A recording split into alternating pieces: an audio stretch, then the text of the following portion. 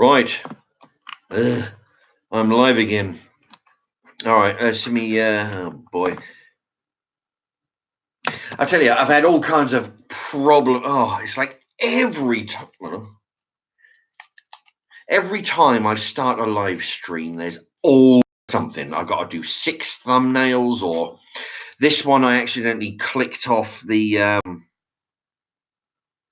use of the microphone and the camera. So then it wouldn't allow me to do any of that. And it's like, and I had to go find out what I did and then find out how to undo it. It's a nightmare. Anyway, I can't. This is strange. Yeah, see, think, okay, all right, it's 20 to 9. 20 minutes to 9 to anybody who's not in England. Normally, I can move the screen over and see how long I've been doing the talk. Oh, actually, I might be all right. It's got the clock here, 1:15. It tells me how many people are watching. How many thumbs up? Anybody want to hit the thumbs up? I know it's a bit early, but go ahead. It's anyway. I've got a few things to talk about. Let's see. Okay, Blackadder's looking to get himself on a timeout. Broccoli boy forever. I remember you from last week. Hello to you. What's up? He says, but how are you doing anyway? I'm not doing too bad, Blackadder. It's a bit warm. Actually, I've had a busy day, and I'll tell you about that. I mean, how are you? Yeah, I'm not too bad. It's been a bit warm. Sort of losing my rag a little bit, but that happens, because I'm anyway. Yeah, I've been doing a few things which might involve a. Actually, I've got something to say in a moment, which I'll do once the viewerage creeps up a little bit in number. Now, I don't want to tell you exactly what it is, but I can tell you that I'm going to be doing, hopefully tomorrow, and if I can, a few follow-up videos, but I'm not certain about that. Now, what happens is, because when I do the live streams, I've got a few people, especially, it seems to be the same ones, who donate a little bit of money with that pound, that dollar sign there. I'm not altogether keen by pushing that, but I do appreciate anybody who's done that. Now, what I'd like to say is I'll be doing a video tomorrow which involves the donations that people have been making. It's not all for me, I say to people that I plow it back into the videos, which I normally do, but this time all the people who have been donating, I've got a special video coming up tomorrow, which I'm going to be using the money for this special video. And also, I mean, like I say, that's to do with the donations there. Anybody who doesn't feel they want to or are able to donate that way, what I would ask you is you can still do it in a sort of in a low-key way by not clicking the adverts off. If you allow the video, if you allow the adverts to play, you'll be helping in your own little way there. Because although they don't really pay, YouTube don't deem to don't see the necessary to pay the video content makers any fucking money. They keep it all for themselves, right? So, but they pay a fraction of a penny per advert viewed. So, if you want to help, allow the adverts to play, and that money will be plowed into making a video, which I will be making on the morrow. Anyway, Ethan Vinnell, do you smoke the Mary Jane? You know what? If I've not heard of any kind of smoking called Mary Jane, unless it's rhyming. Is that rhyming? I'm trying to think of that rhyming slang. What rhyming slang goes with Mary Jane? Well, I used to smoke cigarettes 8 years ago. I haven't had a cigarette in that long, since I was 40. It ran about 2 weeks before or 2 weeks after my 40th, I think it was. If that's slang for marijuana, it's been roughly about the same, maybe less. I don't know. Al Harrington, when does your PO box close? Well, actually, it says on the whiteboard on the end of when I have it behind me on the wall on all of my videos for the last few months. It says on it the address and expiry. It's the 28th of August. Year of our Lord 2019 is when it expires. So anybody want to send me postcards, any fan mail, any hate mail? I joke about it being hate mail, but nobody's actually sent me any hate mail. It's like they don't want to spend the 70p on a stamp to send me some hate mail. They'd rather do it for free on the comment section. But no. See, the thing that's what I'm saying to everybody. If you put it in the comment section, it's gonna get deleted, timed out. You're gonna get banned from the show. Nobody's gonna see it except for a couple of people. But if you send a postcard with your hate mail on it, I will read out every piece of mail and open every parcel that comes through the PO box, good or bad, and the dog charity will get the stamps, and you won't get banned. It's simple as that. For 70p, you won't get banned. Anyway, the charity that the stamps go to is Support Dogs. And it's Support Dogs for people. What they do, they buy a dog, or they acquire a dog or buy a dog, I don't know, for £1, and they train it to help people with autism and epilepsy and other disabilities. It says here. There you go. There's a picture of a dog. They've tied a thing to a mobile phone, so when you can give the dog the command to go get your phone, it brings it over thinking it's a toy. There you go. So you can do that, and they train dogs to alert people when they've got epilepsy and all that lot. So if they're in a supermarket, they've got time to get out and find somewhere softer land, I guess, or get out of the shop.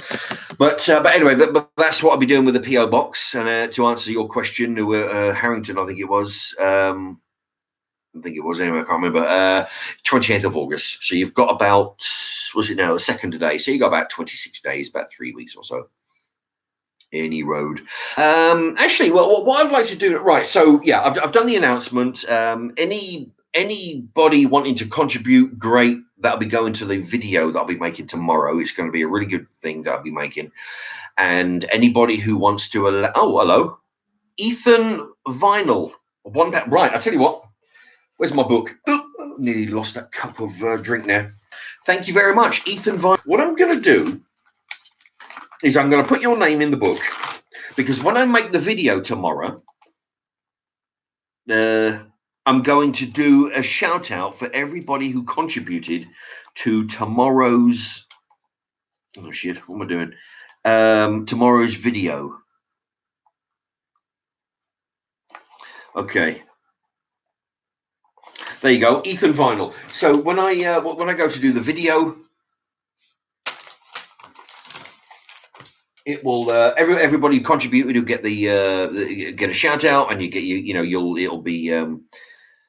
I would like to do it live. I can make a longer video, but it'll be a pre-recorded one anyway for the time. Right. So Ethan, thank you very much. Hello. Oh, sweeps, bloody hell. Well, better get my book out again. Sweep Sings. Keep up the epic work, Mark. Thank you very much. Sweep Sings has donated £9.99. That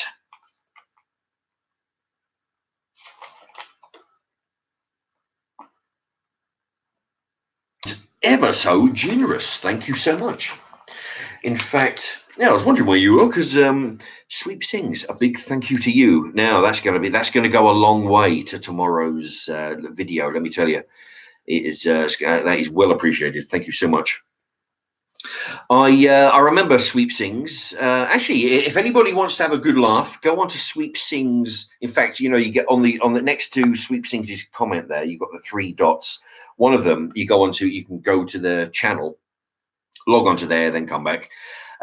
Sweep Sings does a lot of singing. There's like the Sweep cast, Sweep Sooty and Sweep Sooty. You got the Oh yeah, yeah. Sootie's the main one. The black one is Sweep, which makes a lot of sense actually, being the black one. And then you've got that panda one. Anyway, it does a lot of singing and all that carry on. You know, it's very funny. But where was I going with that?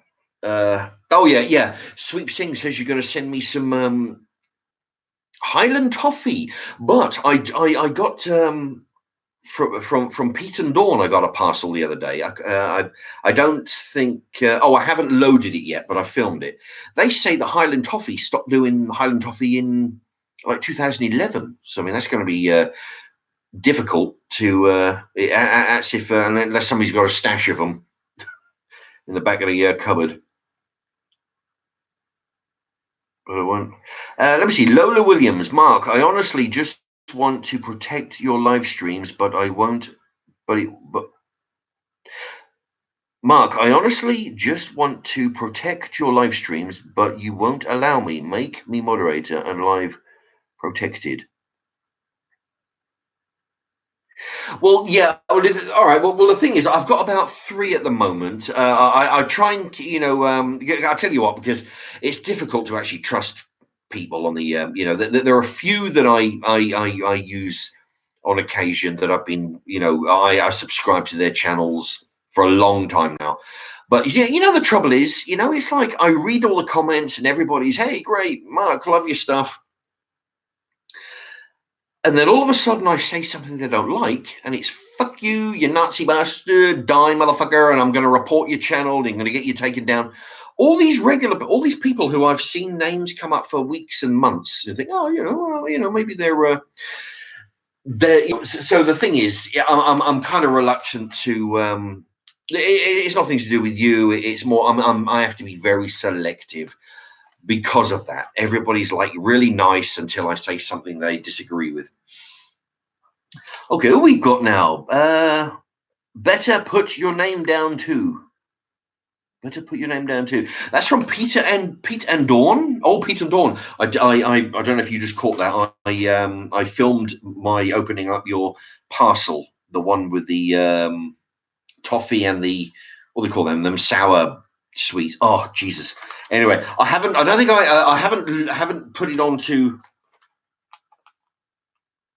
for everybody to watch yet, but I filmed it the other day because I've got a bit of a backlog. But thank you to Pete and Dawn there. They're quite regular writers to the channel on the live streams and videos, but also on the sending envelopes and parcels and postcards. So big thank you to Pete and Dawn for your £2 contribution. That will go to a special video which I'm going to be filming tomorrow, which should be okay. I mean, what have I got? 9. I've got 10. I've got 13 pounds so far. Which I mean, if anybody does, great. I'll put your name in the book and you'll get a shout out on the video. But if anybody's not comfortable with that, by all means, just on all my videos. Not this one won't be because there's no adverts on it because I'm filming it live. But when I come to reload it, I'll put a bunch of videos in, and all my cookery videos.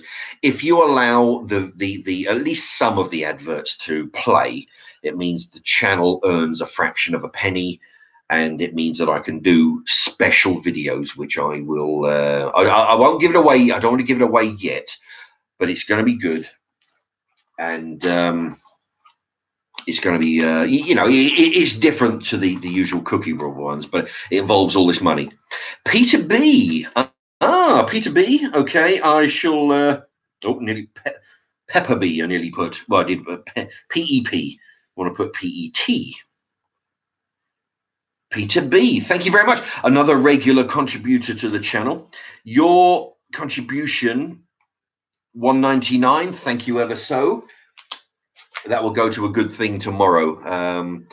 Anyway, so anybody who's contributing that way, keep your eyes out. I will be putting all your names on the video. I'll have to read them out because I don't know how to, I don't know how to do that technical shit by writing people's names in. Peter B, keep up the good work, Mark. Love your channel. Thank you very much, and thank you for your donation, Peter B. Now that we've got 19 people, 20 people watching, let me say, I would like to say something to everybody. Okay, in the in the past, right? Because I remember last YouTube, last live stream I did. What it was, there was a bit of a hoo ha going on. I lost my rag, like I sometimes do, because people were winding me up. And right, I tell you what, the thing is, I'm actually trying to read the comments while I'm talking, and it's really, I can't do the two things at once. Yeah, people were unhappy about the things I was saying. So what they do, they threaten me with taking the channel down, which is not going to happen.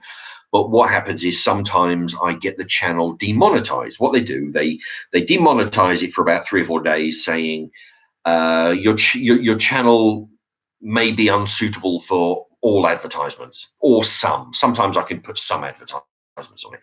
And then, of course, I press the button to say, no, that's crap. It is actually suitable. And what they do, they manually look at it. Sometimes they say, no, we agree that it's no good for our for our advertisers.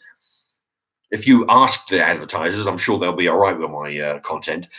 Or they will say, no, we've had a look and you're perfectly fine. Carry on. And then we're business as usual. So, but that happened last time. It got demonetized for about 3 or 4 days. Then it went on, and now it's perfectly fine. They say there's no problem with it, and that's happened with a few or more of it. What it is because what I seem to do is when I'm doing my live streams, I seem to upset, or what's the word? What's the word? The key word that people use nowadays. Offended. They seem to get offended when I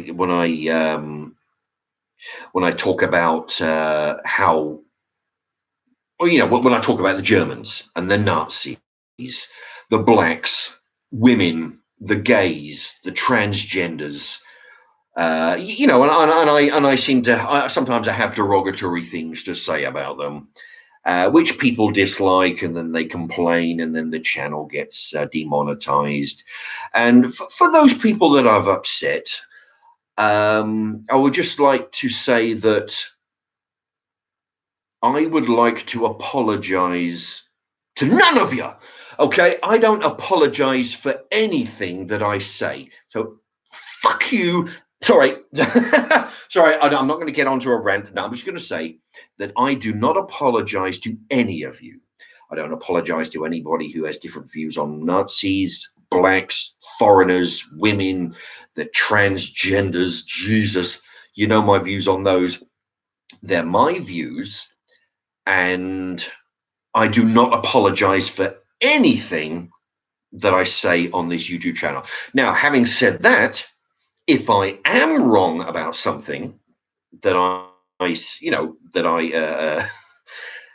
see later on, then if I'm wrong, I've been known to apologize, not necessarily on YouTube, but in general. If I am wrong, I'll say, hey, you know what? I was wrong. I was full of shit. I was wrong to say that.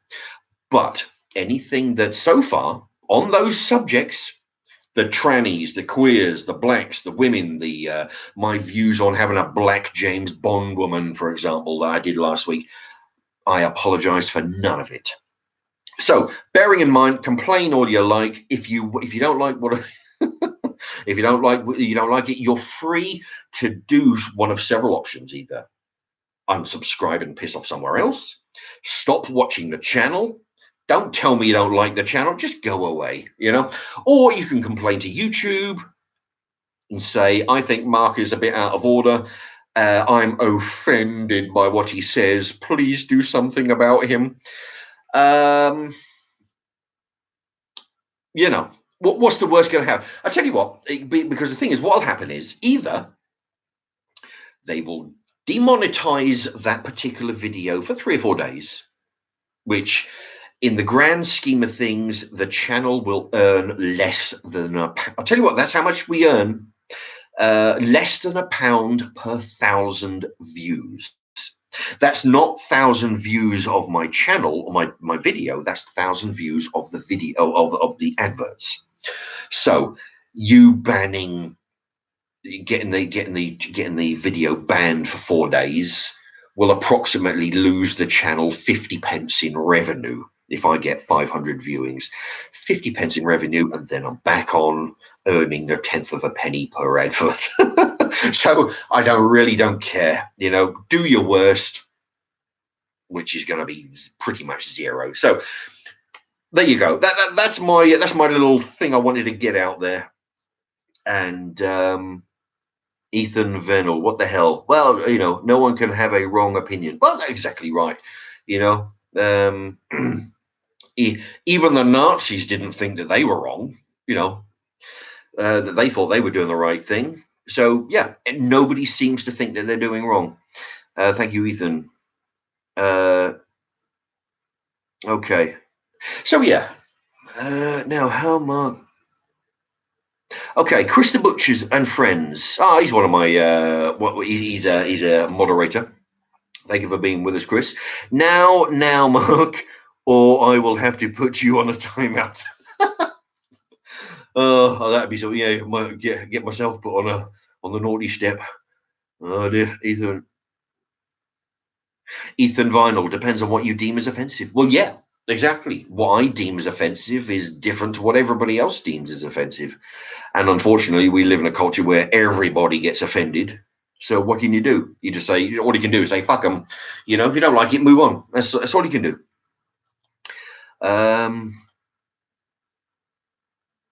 Manic Mailman, what are you drinking, Mark? Well, it's a bit too hot to be drinking a vodka, so I'm just going to be going I thought I'd treat myself and buy some.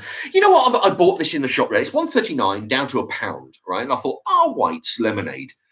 I almost sang it then, just like the advert. Oh, White's lemonade. Remember that guy? Is it midnight? He's going in the fridge and he's necking down a bottle of, he's sneaking around the kitchen. That old ad from the 80s. I thought, I remember White's. They were nice. They were sweet. A very sweet and lemony lemonade. I drank it. It's fucking shit. It's not sweet. It's not nowhere as sweet as I remember.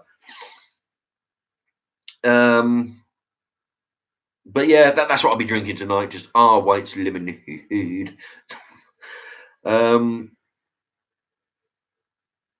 Peter and Dawn says, big ups to Peter B and Chris the Butcher, indeed. Dudley the dude, love a bit of lemonade. Yes, absolutely. I do like a bit of lemonade now and again. I do like a lemony flavored lemonade, not just fizzy water. I like my lemonade to taste like bloody lemonade, what I haven't had for a while is that what do they call that cloudy lemonade, because apparently the Americans think it's right funny that we drink clear lemonade, because apparently they go for, well, they used to, they go for the cloudy lemonade, which I haven't had for, I think I may have had once in my life. Chemotherapy wig. Do you cook with Quorn at all, Mark? No, I don't. They have a great range these days. Their burgers are especially tasty. No, you see, that's the thing. Why would I eat a product that tastes like, apparently it takes on the flavorings of of the stuff you mix it with. Why don't I just eat the products in the first place? Why would I want Quorn that tastes like chicken? I'll just eat the chicken. Simple as. In fact, they tried to pull that Quorn on us on the canteen last week. They put it into a stir fry or something, and when we go up, is that chicken? No, it's Quorn. Fuck it, right, I'll go with something else. Thing is, for people who do heavy lifting and carrying on and all this lot, you need some meat. I'm a carnivore, for Christ's sakes,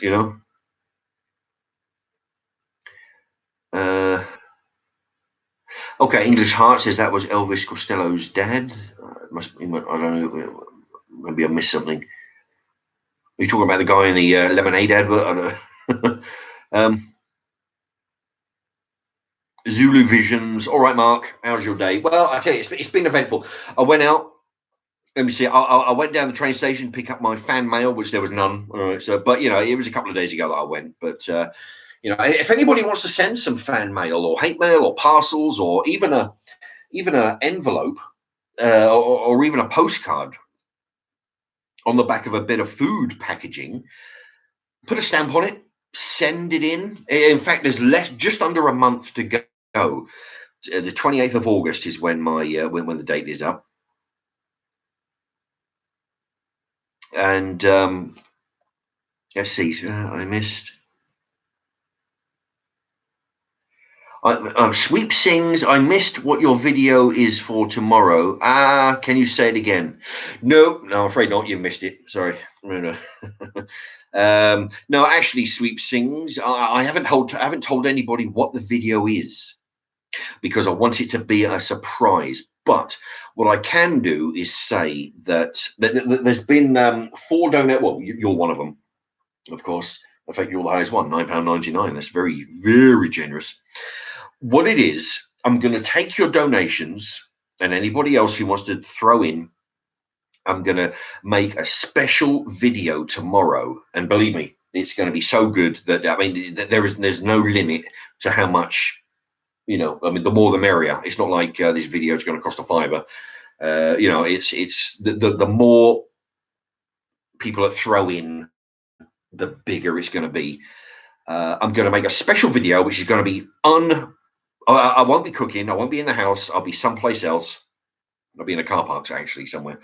Anyway, so yes, I'm going to take your money. I'm going to do something very, very special.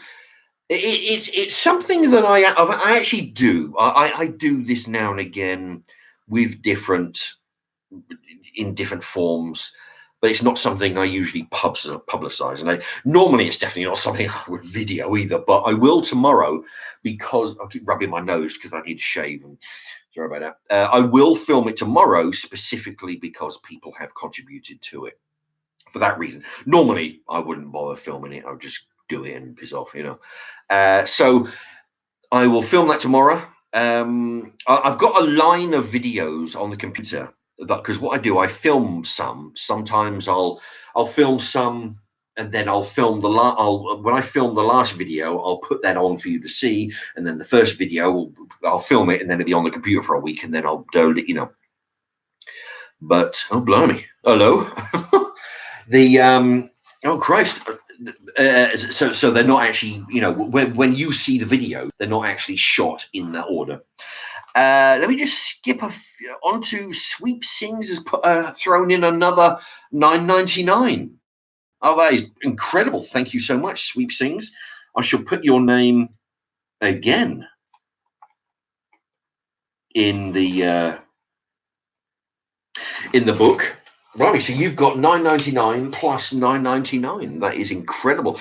Thank you very much. Now, if anybody else wants to follow Sweep Sings as an example, you don't have to throw in as much. I think I don't know what the minimum is, like £1, or even, I think somebody 79p once. But whatever it is going to make this thing even better. The bigger is going to make it absolutely bigger. So thank you to Sweep Sings, and a shout out for your channel again. If anybody wants to have a bit of a giggle, what Sweep Sings does is have pictures of Sooty and Sweep, and what they do, they move, their lips move in syncing to lots of really good and famous songs. It's quite funny to watch. So what you do is scan through and find out, there's Bohemian Rhapsody, for example. Oh, I like that song, so I'll see what Sweep, and what they do it in a Sweep Sooty and Sweep voices, the squeaky voices, but singing. There might be some Bohemian Rhapsody. There might be some other stuff from Sips. So there might be some AC/DC, Carpenters, that kind of thing. So, but yeah, there's some funny stuff. Okay. Yeah. So Sweep Sings. I haven't told anybody yet what you do because I don't want to spoil it. I want it to be a really nice surprise to everybody. So everybody will be thinking, that's a really good thing, and it's something a bit different to what I normally do, at least on the cooking side. There'll be something different, unrelated to cooking, but it'll be a good thing, and you people out there will have contributed, either like Sweep Sings or Ethan Vinyl, Peter and Pete and Dawn and Peter B, just like they have, or you can allow the adverts to run, and that will help for the next one. You see. Let me see. Bloody hell, sweep, generous dude. That's from Peter B. Indeed. Lee Merton, you're rich now, Mark. Kind people about, don't get many of them about now. Well, actually, Lee Merton, no, I'm not. This isn't for me. This isn't, people are contributing to the video that I will be filming tomorrow. It's not my money. I mean, if it was my money, shit, I'd be rich already. But no, it's not for me. It's all going to the video tomorrow. Let me see. Sweep sings, I'm not doing to be a tear or that. I'm not doing to be a tear or that. I'm not sure. I just watch your channel all the time and I genuinely love it. And I've tried so many of your recipes. Oh, thank you very much, Sweep. I'm not doing that to be a tear. I'm not sure what that first part means. But I just watch your channel all the time and genuinely love it, and I've tried many of your recipes. Well, that part, thank you so much. Yeah, it's good that people. Oh, I see. Not tier twat. All right, so I'll read that again. I'm not doing it to be a twat or just watch your video. Yeah, no, it's good. No, it's good to inspire people. It's good when people say, that they've copied some of my videos. It's good, because I mean, what I do, I just make stuff up as I go. A lot of the times, I'll just look at what ingredients I have, and then make some magic out of it. And a lot of times, it's what people wouldn't have considered putting these ingredients together. So it's good that people are getting inspired. Thank you for Sweep Sings for that compliment. Let me see. English Heart. Sweep Sings. Shish Cleaning Company. I don't know. Cleaning.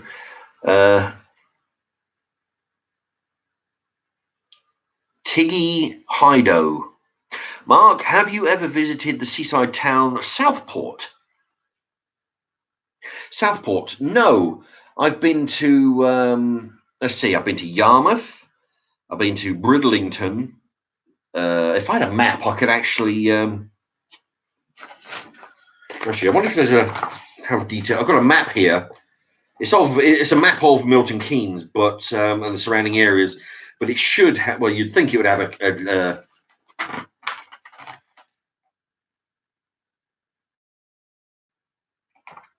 an English map on it, for Christ's sake. But yeah, got it. This is ages old. This is like 2013. That's how old this map is. But yeah, it's got Milton Keynes and the surrounding area, and the shopping centre. But no, it doesn't have. It doesn't have. Most maps have a map of at least not a very detailed map of Milton Keynes. But anyway, yeah, I've been up to Yarmouth. I've been to Bridlington. I've been to what's the word? Down and Left. It's near Fawlty Towers. I've been to Southend.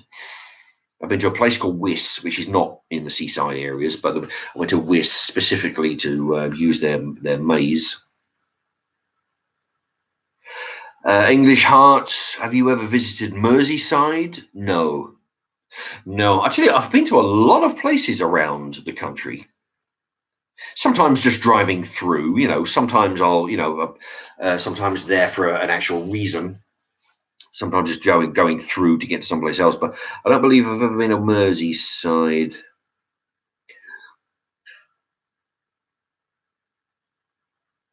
Sweep Sings. If you have a request for me to sing, I'll do it and give you a shout out. Don't have a huge following on YouTube. Just over 1,000. Shit, well, that's a lot. 1,000 subs. Well, that is a lot. That's I've got 1,300, and It is a lot. But I have 40,000 on Facebook. Ah, so I'll spread the love. Oh, thank you all. Yeah, in fact, if you want to, if you, maybe send a couple of my videos via Facebook to your little pals, if 40,000 pals on Facebook, that'd be handy. Let me see what. Let's see. I do like AC. I like a lot of AC stuff. Thunderstruck is a good one. Who Made Who by fuck me. What did I just fuck me up. It's so warm and I'm a bit tired and I'm starving hungry. AC/DC. I just said their name. AC/DC. Who Made Who, which is from the movie about all them trucks that have a life of their own. Yeah, well, if you haven't done one from AC/DC, or even the Carpenters, I like the Carpenters. That'd be good.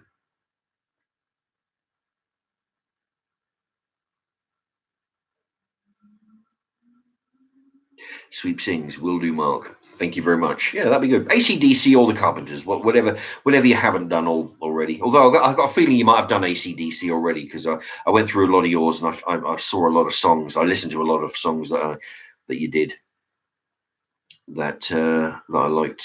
So I got a feeling AC/DC might have done. Lee Merton, Mark, your view on the O.J. Simpson trial? Yeah, he may have got away with murder. Yeah, I think he very may well have. But it just goes to show if you've got money, you can get the best lawyers in town and you can pretty much get away with anything.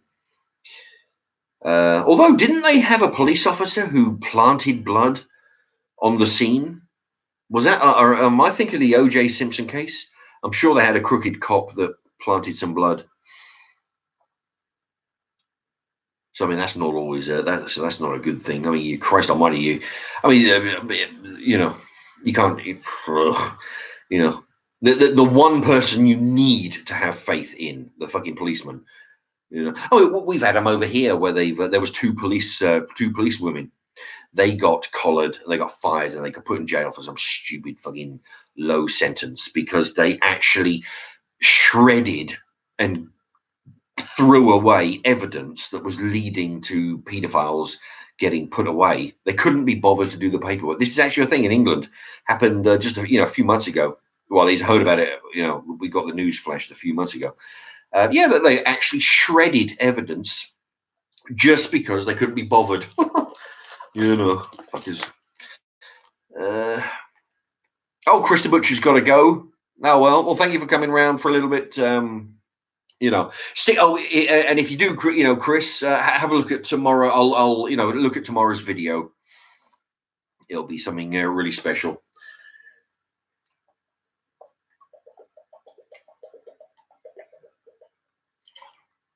Peter B, grab yourself a snack. Yeah, I've got to do. I've got to do some cooking later. I'm gonna do. I tell you what, I'm gonna do later. Last week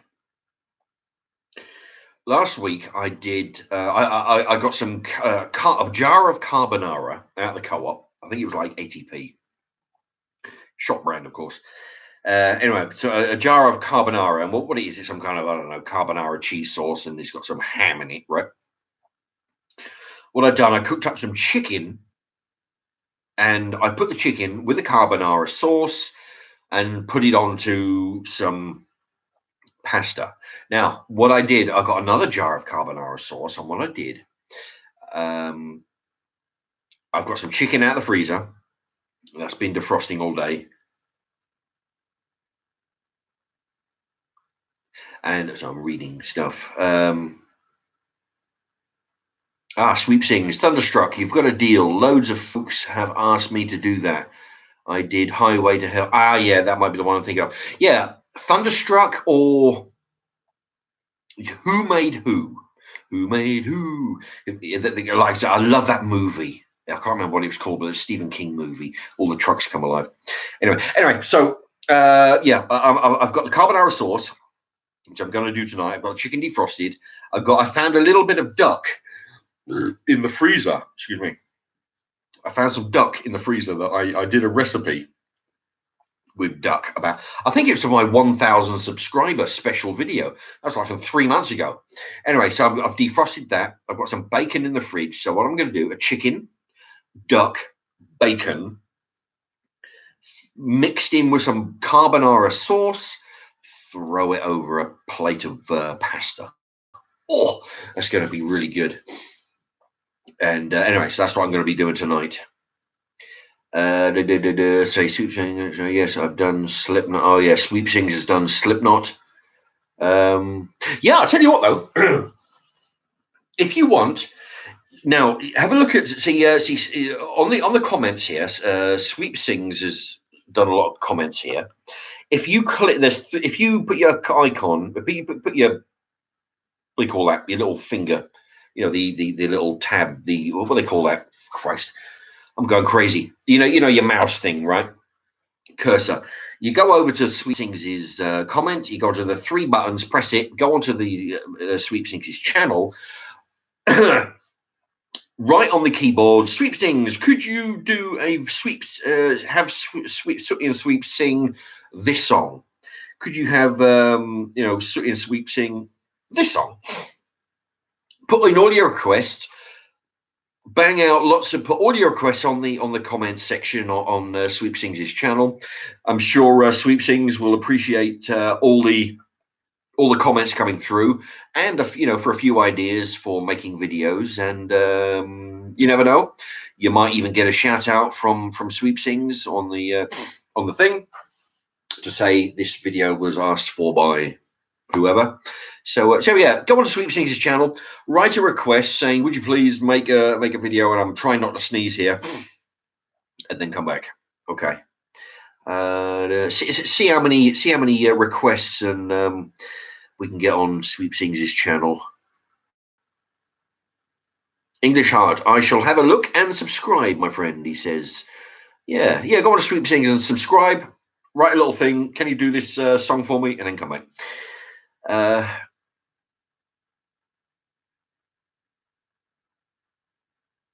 Hi, Mark. Allied Air Power. Hi, Mark. Heaven restores me in life. Heaven restores me in life. Well, that's very good, I'm sure. I'm not sure. Heaven restores. Yeah. Mind you, I'm not really one to believe. As I'm getting older, I mean, because I've noticed that when people get older, they start believing in Jesus a little bit more often than they would when they were younger. Maybe because they're closer to death than they were 20 years, when they were kids. But yeah, no, I'm not a big heaven and hell kind of. Sweep Sings. If you could create your own crisp flavor, what would it be?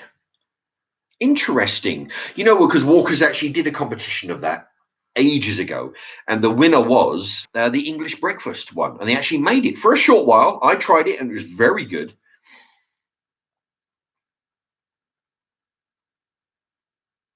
If I was to have a crisp, I don't know whether have they. I've got a feeling they might have done duck, but I'm not sure. If they haven't, I would definitely do a duck flavor. I would do what I've actually made a video which is on standby. I'll load it in a few. I've actually filmed it and I've loaded it in. I'll load it in a few days. I actually filmed it a week ago. It's called shit. Let me see. Mark's Remarks Cowboy Cattle Drive Hot Pot. Now that is something I would probably have a crisp flavor for. Cowboy Cattle Drive Hot Pot flavored crisps. That'd be interesting, That's what I'd do. Ugh. In fact, if anybody from Walkers or anybody else wants to hit me up for some advice on what they should do with them crisp flavor, by all means, write to me.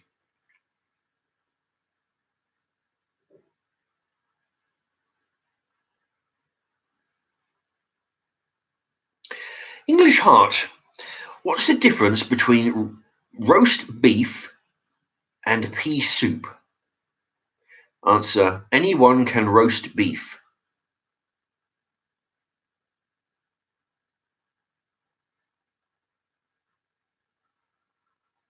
Yeah. Oh, it took me a minute. Jesus. Yeah.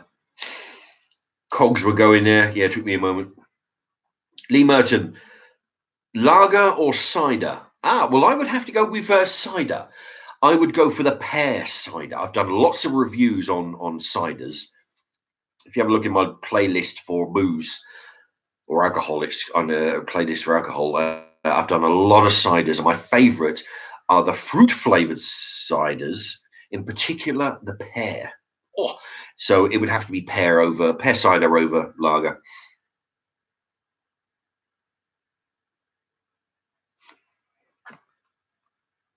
Allied air power. Would you have joined the French resistance in World War II?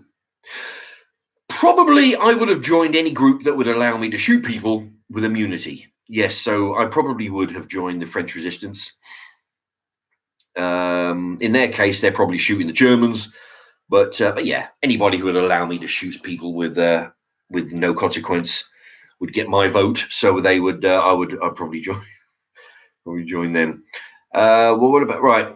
Oh yeah. Oh, you know what? Pete and Dawn says, Sweep sings. What about Simple Minds? Don't You Forget About Me from the Breakfast Club. Oh, good choice. If you haven't done that already, please do that one. Sweep sings. And you're right, Pete Dawn. Don't you, Pete and Dawn? Don't you forget about me from the Breakfast Club? Now that is a knockout film. In fact, I keep meaning to do it. I've done about 6 movie reviews. They weren't altogether popular, but fuck it, I'm going to do it anyway because I like doing them. They didn't get a lot of views, but I like doing them. So that is one that I'm going to do a review on. I must. If anybody's out there, you must see this film before you die. Honestly, I'm 49 now. When I was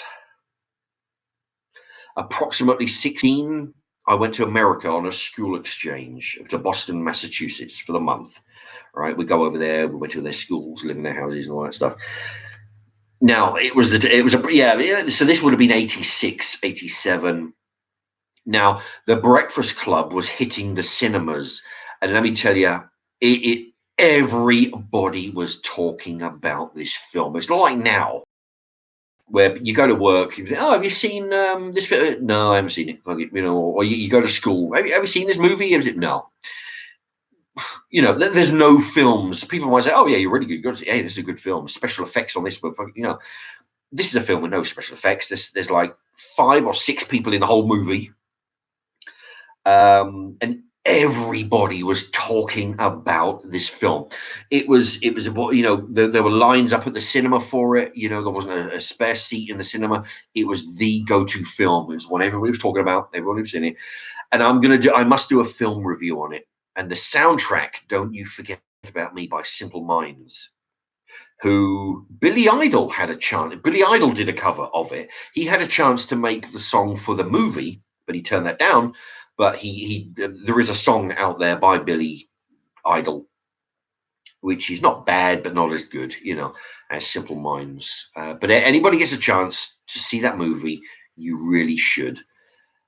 It's one of those movies where with a film, like nowadays they got all kinds of shit. They got people leaping around. You've got gunfire, explosions, special effects. It's like, and I need a shave. My nose is itchy.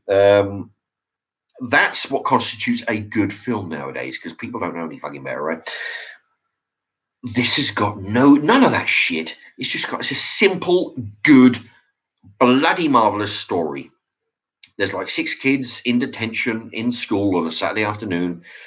And I don't want to give it too much away, but it's such a great film. I'll do a review on that. I think I'll rewatch it again. It's been a watch. Been a while since I watched it. But yeah, if Sweet Sings could do that song on there, that'd be great. So, but yeah, if anybody wants that, by the way, go on to Sweet Sings' channel, request Don't You Forget About Me by Simple Minds. If there's enough requests of that song, then maybe Sweep Sings will put that in the top of the priority list.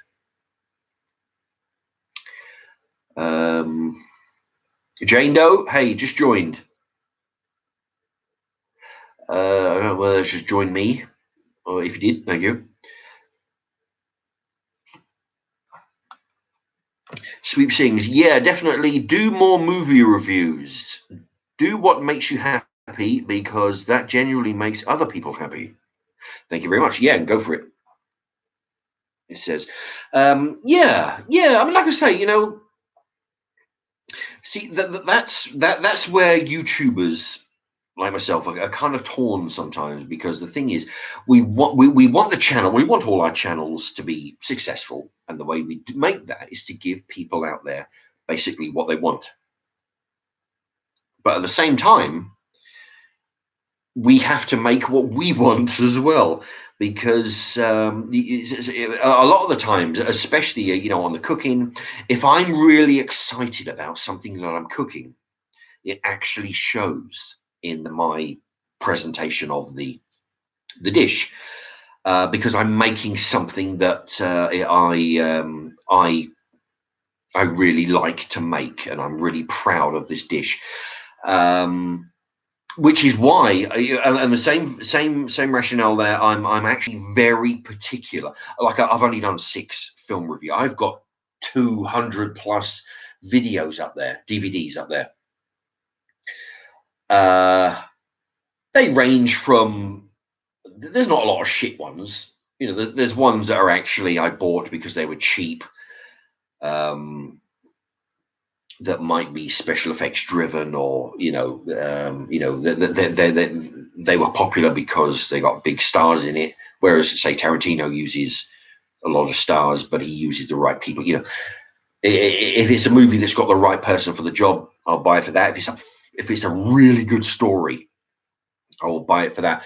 For that reason, I've only made 6 movies, and because I'm very particular about the films that I want to do reviews on. I don't just do a film because it's popular, or do a review because I think people might want to watch a review on this and it'll get me lots of clicks.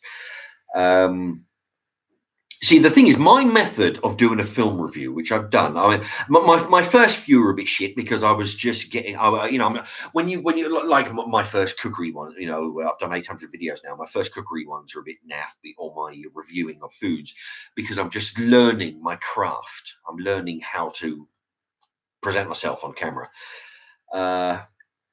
So the first few reviews may not be as hot as they could be. But my style of film review is, I'll give a lot of spoilers, because there's not a lot you can do about that. But the way I present it is, I have watched this movie.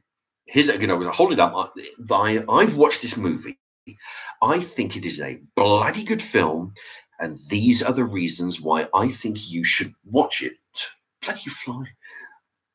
I think you should watch this movie for these reasons.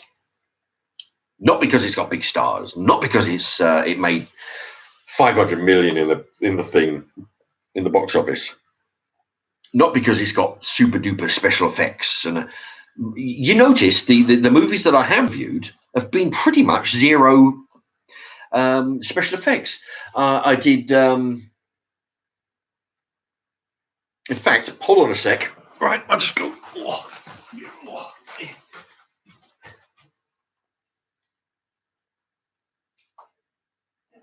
Yeah, where they go?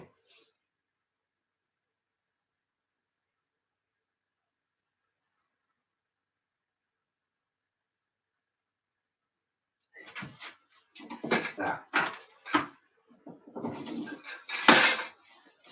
Yeah. It took me a minute to find them, because what I've done. See, the thing is, what I'm going to do, these are the films that I've actually done reviews on. The Man Who Would Be King. I believe it's a Rudyard Kipling adaptation. Very good. I've done a review on this one.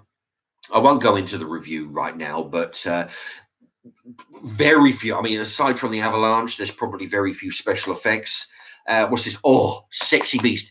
If you want to see a good gangster movie with not a lot, there's zero violence. Well, close to zero violence in it. All right, it has an 18 certificate mainly because of the swearing in it.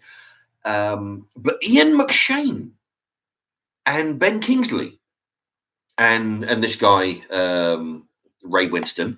If you want to see a really good villain, an out and out heartbeat psychopath, Ian McShane is the guy to watch in this. He gives a knockout performance. Like I was talking with somebody the other day about movie gangsters. You can tell a really good movie gangster or villain never raises his voice. You know, it's the mannerisms, it's the tone of the voice, it's the look he gives you, it's the keep talking, I'm gonna fucking kill you kind of look. And he's got it. Not Ian McShane. He doesn't raise his voice. He's just he's an out and out. Now, this one's a black and white movie. Again, this is zero. This is back in the black and white days, 1960 something. It should say on the back here. Oh, 57. There you go.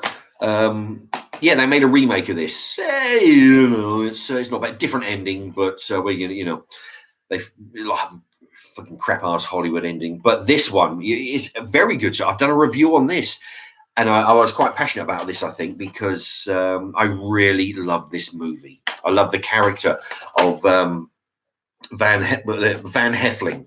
He's done some really good movies. You know, a bit more modern one, Mystery Men, a very underrated movie.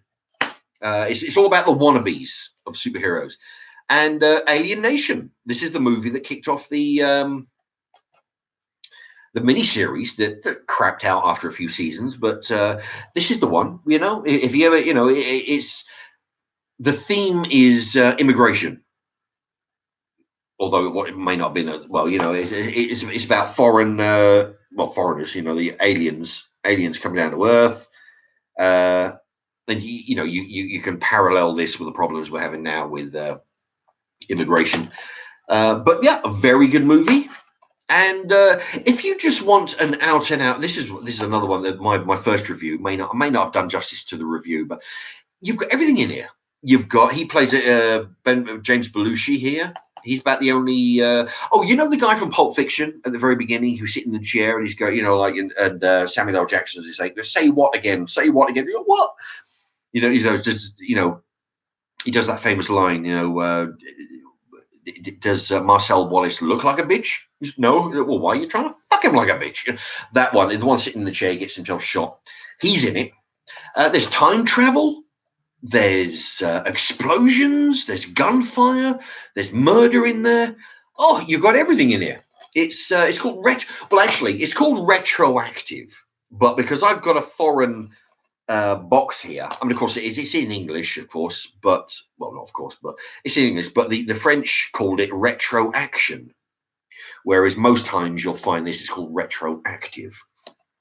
But yeah, you know, I'm going to do so. I mean, these are quality films. These are not just shit that they churn out like the usual stuff that Hollywood are churning out. These are films that I like, and I've done reviews because I like them, and I think that you should watch them. And hopefully, I present a case where you know, that's good enough to say, you know, you should watch this, and very. It's bloody hell. So you know, to you know, so you should watch these movies, you know, and I'll do some more. You know, I've got because what I do, I don't choose any old shit. I only choose the cream. Which I think, you know, like Outland with Sean Connery. There's another one. I should do a review on that.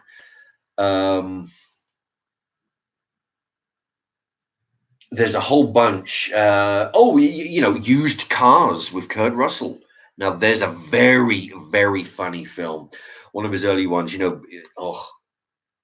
Back in the day. This is when his boss has died, and he's trying to, a bit like Weekend at Bernie's, where you've got a dead body on your hands, right? But you can't. It's in your interest to not let anybody know about the dead body. That kind of humor. Now, let me just do another shout out for Sweep Sings. I don't believe this. Donate a pound to watch Mark instead of bloody Love Island. Yeah, yeah, absolutely. You get more value for money on this show. Let me tell you. But Sweep Sings has bloody hell. Don't go bankrupt or anything. Sweep Sings. Sweep Sings has donated another £9.99. I can't believe it. Thank you ever so. Right. I'll put your name in there again. Rather than scrub it out and put a new total, I'll give you a new line. So you bloody hell.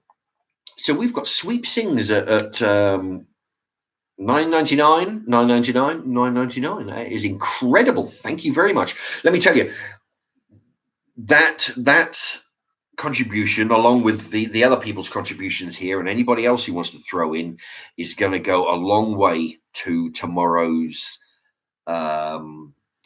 video. It's going to be, man, I tell you, it's going to be so good. Let me see, 30. All right, so we're up to £34 so far with all of us. But so thank you, Sweep Sings, for that. That is, and let me say, don't be shy, everybody. If you want to follow Sweep Sings' example there, go right ahead. In actual fact, maybe I don't want to put words in Sweep Sings' mouth here. If you donate £1 via this channel to tomorrow's video, which is going to be a really good one, and it's going to be one of those, hopefully you'll be glad that you participated. Donate £1, then go over to Sweep Sings and say, I've just donated £1. Would you please make a video of who's them faggy boy bands? Take That. Could you do a Take That song? I don't know. Maybe Sweep Things will do that if you throw in £1 for this cause tomorrow. but thank you, Sweep Things. That is ingenious. Anybody who wants to throw in, go right ahead. You don't have to go as mad as Sweep Things there, but you can go as low as you want. I don't know if there's a minimum, or if you're not comfortable with that, then you can always contribute by allowing all the advertisements to play. Some YouTubers will tell you, not all of them, but I'll tell you the truth. It's worth a fraction of a penny. We're talking sixth of a penny or tenth of a penny, depending on the type of advert. But if enough people do it, it adds up, and what it'll contribute to a video in the future. So that's two ways of doing that. But yeah, Sweep Sings, that is outstanding. Thank you so much. So far we've got Ethan Vinyl, Sweep Sings, Pete and Dawn, Peter B, Sweep Sings, and Sweep Sings. So thank you to everybody. Hello. Oh, Sweep Sings says, I nicked that cash from Matthew Corbett. Matthew Corbett? Oh, Matthew Corbett, of course, yeah. Plus, he sells crack. Yeah, apparently there's good money in the crack dealing business, I'm told. Pete and Dawn says, Sweep Jesus Sweep. Sweet Jesus Sweep. You legend. Indeed, Sweep Sings is a legend today, let me tell you. Pete and Dawn just watched the Godfather trilogy, amazing films. Yeah, I mean, they rave on the first one and they say that it goes downhill after that. I mean, yeah, I like they're all pretty, I don't even know if I watched them all. I think I've watched 1 and 2. I don't know if I watched 3. But yeah, I don't happen to have a copy, but yeah, if I did, I might well, I would have done one on the first. But I like the films that are a bit off the radar. That are still excellent. Oh, Silent Running. There's another one I need to with Bruce Dern. For anybody who's Bruce Dern was in the The Hateful Eight. He's the general that's sitting in front of the fire. He was in Django Unchained. He's the one who says to Django, he's got sand, and he doesn't have any room for a nigger with sand. That line. He's the one with the glasses, the coloured glasses. Oh, by the way, I'm allowed to say that because I'm quoting, by the way, so nobody give me any shit about that. I'm not interested. Yes, so that's Bruce Dern. He was in that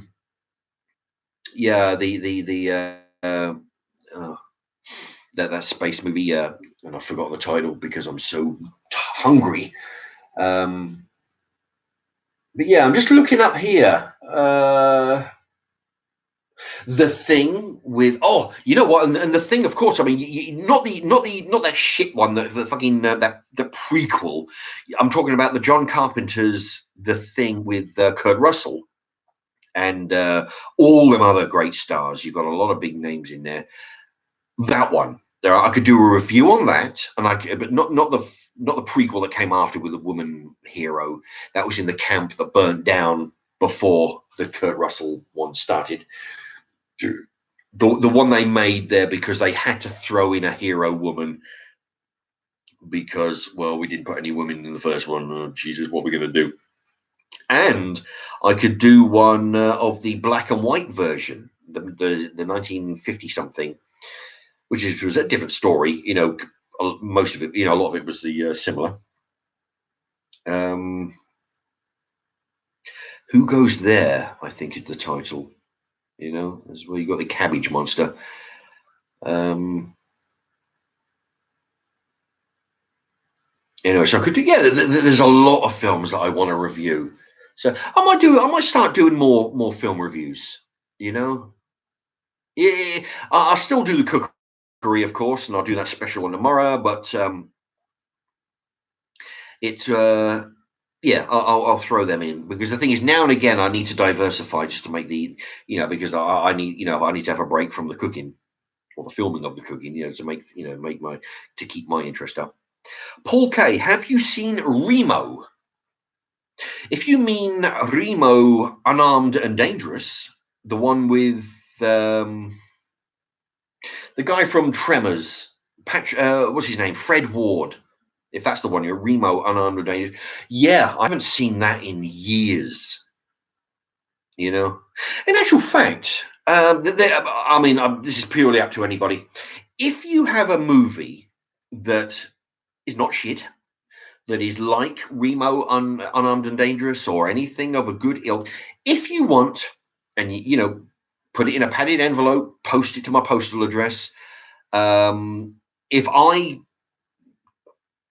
think it, I don't want to be, I won't be doing reviews on any old shit that comes through the fucking letterbox, but if it's of an ilk that I like the film and I can actually sell the idea that you should watch the film as well, I'll do a review on that. If you want, send them to me. Once I'm done with them, I'll donate them to a charity shop on your behalf. If that's agreeable, send me a DVD. By all means. You've you got about 3 weeks, but yeah, if it's on the quality that I'm able to do with it. I mean, the thing is that my heart has to be in it. I can't just you don't send me a copy of Transformers and expect a good review out of it. My heart just wouldn't be in it. But yeah, if there's any film that is a quality film, going back to, it doesn't matter what era it is from. It could be Basil Rathbone's Sherlock Holmes movies. It could be Errol Flynn's Robin Hood movies. It could be any of, from any era. If it's a good, quality, story that they put on film. Like I say, if I feel that I can make a good point when I'm talking about it, to say this is why you should watch this movie, then then I'll do a thing, and then of course I'll give it to a good home. I'll give it to a charity on your behalf, so somebody else can enjoy it. Because there's no point in me putting it on the shelf after I've done it. It'll go to a good cause. Oh yeah, there you go. Midland Ghost, Killing Zoe. Yeah, there you go. That is another very good film. I remember I haven't seen that in a long time. That's a French film, I believe. French. It's a French bank heist. Oh, I haven't thought about that movie in a bloody ages. David Etchells, an Australian movie called Bad. It's jumped. Bad Taste. I haven't seen that. Is that the one with the mutant on the front of the box? Yeah. I think Paul K. Yep, that's the one, Mark. Absolutely. Yeah. I tell you what, there's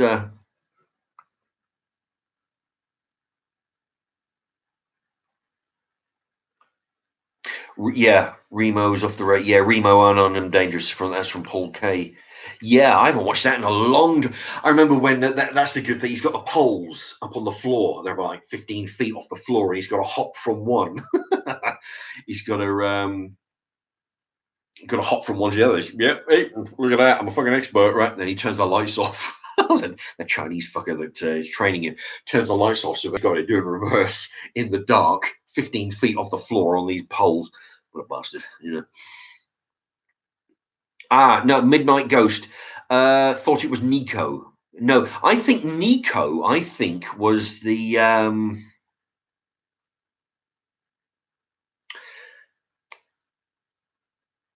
who's that martial arts guy?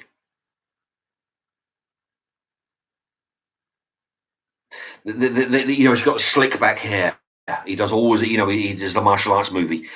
I think Nico. I think that's him, and I might remember the name in a moment. He does all the martial arts, and he trains them. He did that TV show where he's going out and he trains the police, and he goes out as a temporary police officer. He made that TV show.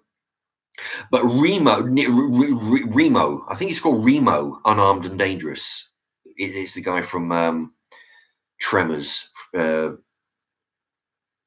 Fred Ward, I think his name.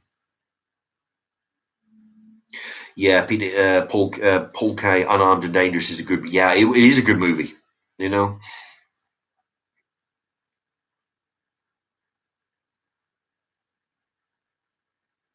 Uh, English Heart, Bad Taste was Kiwi to Peter Jackson.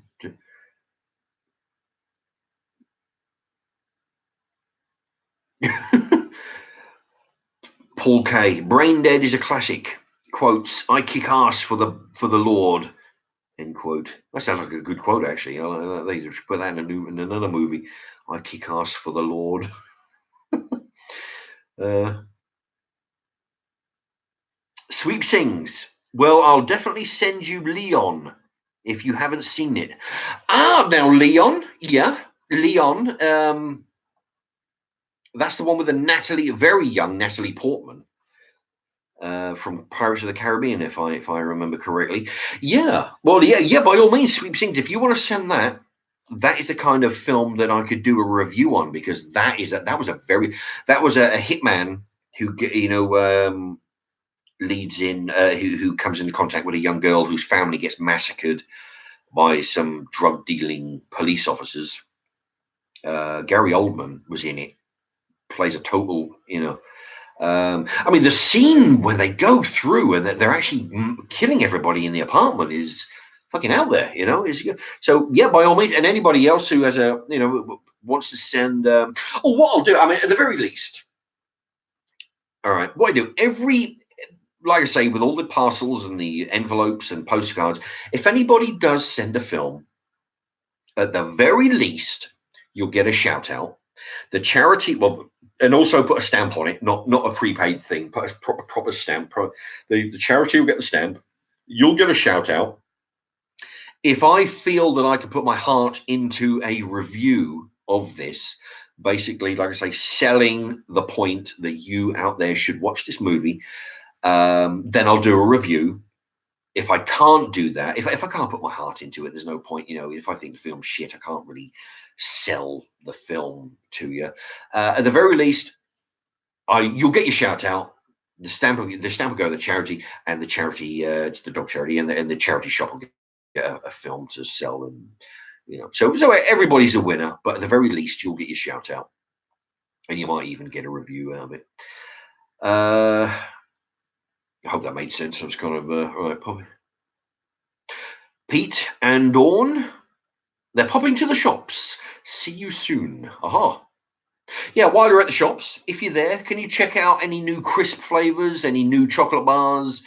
If there's anything I've missed, let me know, and I'll try and get down there and buy it next time I'm at the shop. Yeah, thank you. Midland Ghost, Steven Seagal. He's the one who I believe was Nico, who basically does the same character in every bloody film he does. Steven Seagal, I believe. Yeah, he was Nico, and then Remo, Unarmed and Dangerous, was Fred Ward in the Unarmed and Dangerous.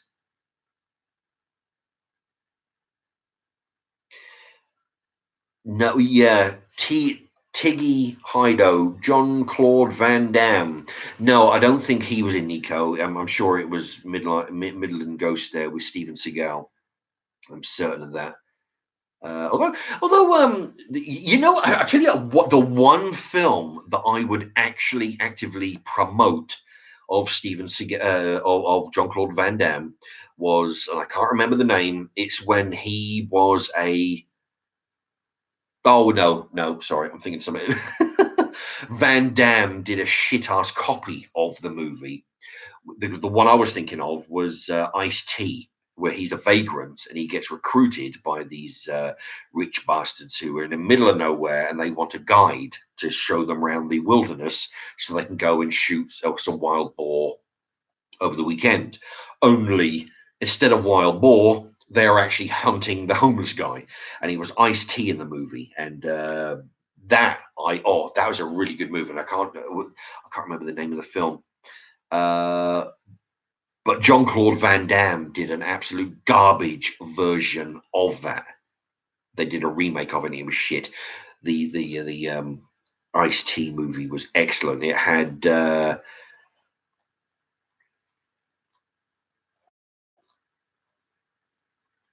John C. McGinley, him from Scrubs, him from Platoon. John C. John C. I think it was John C. His name's McGinley. Might be John C. McGinley. Well, anyway, let me see who else. Oh shit! The guy that was in, anyway. It's got a whole bunch of good people. The guy from Star Trek, Insurrection. The guy that was getting his, the face stretched, I believe, to make him look young. Sweep Sings, Chuck Norris. No, I don't think Chuck Norris was. No, I don't think he was Nico either. No, he's Midland Ghost, Steven Seagal. You're right, Mark. He says, Joanna Butler's in the house. Hello to you, Joanna Butler. Right. Yep. No, I'll tell you what. You're welcome, Joanna. But we haven't had a lot of not a lot going on with the abusive people today. It's been pretty good. It's been well natured. Although you missed some good stuff. I did straightening people out with the earlier on at the start with not apologizing to anybody and stuff. And and also if anybody, I'll tell you. What you've missed for anybody who's just arrived is we've had a lot of people donating via the little, what do they call that, $sign. All right, people have been donating on that very generously, because tomorrow I'm going to be doing a special video for anybody who doesn't know. I'm going to be going out using this money, make a special video, going to load it as soon as I get home after filming, and everybody who donated will get a shout out. And anybody who's not comfortable with donating in this regard can help by just allowing the commercials to run, either on the live streams or on my regular cookery videos. If you let even a few, you have to sit through all of them, but the more you let through, the more you let play, the more will be accumulated, and it'll go towards making a video the next time around.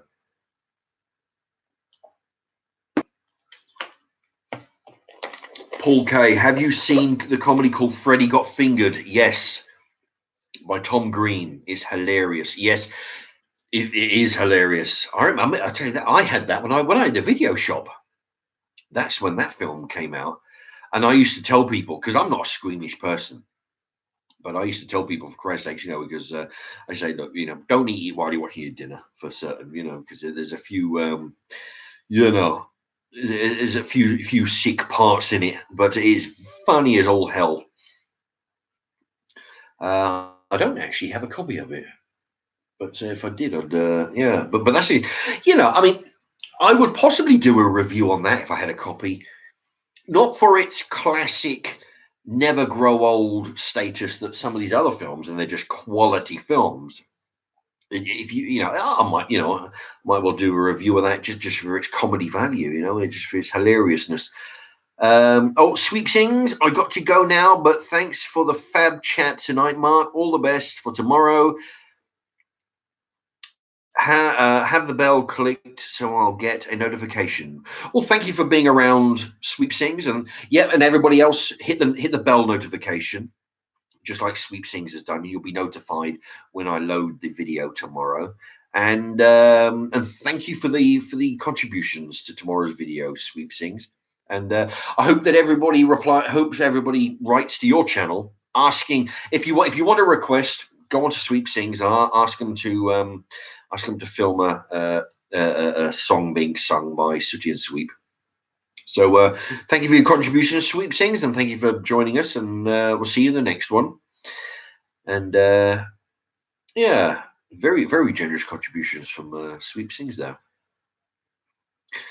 I'd like to know what Midland Ghost. I'd like to know what Mark would make of Rubber. Apparently, it's an Aussie film. Well, I've never heard of that.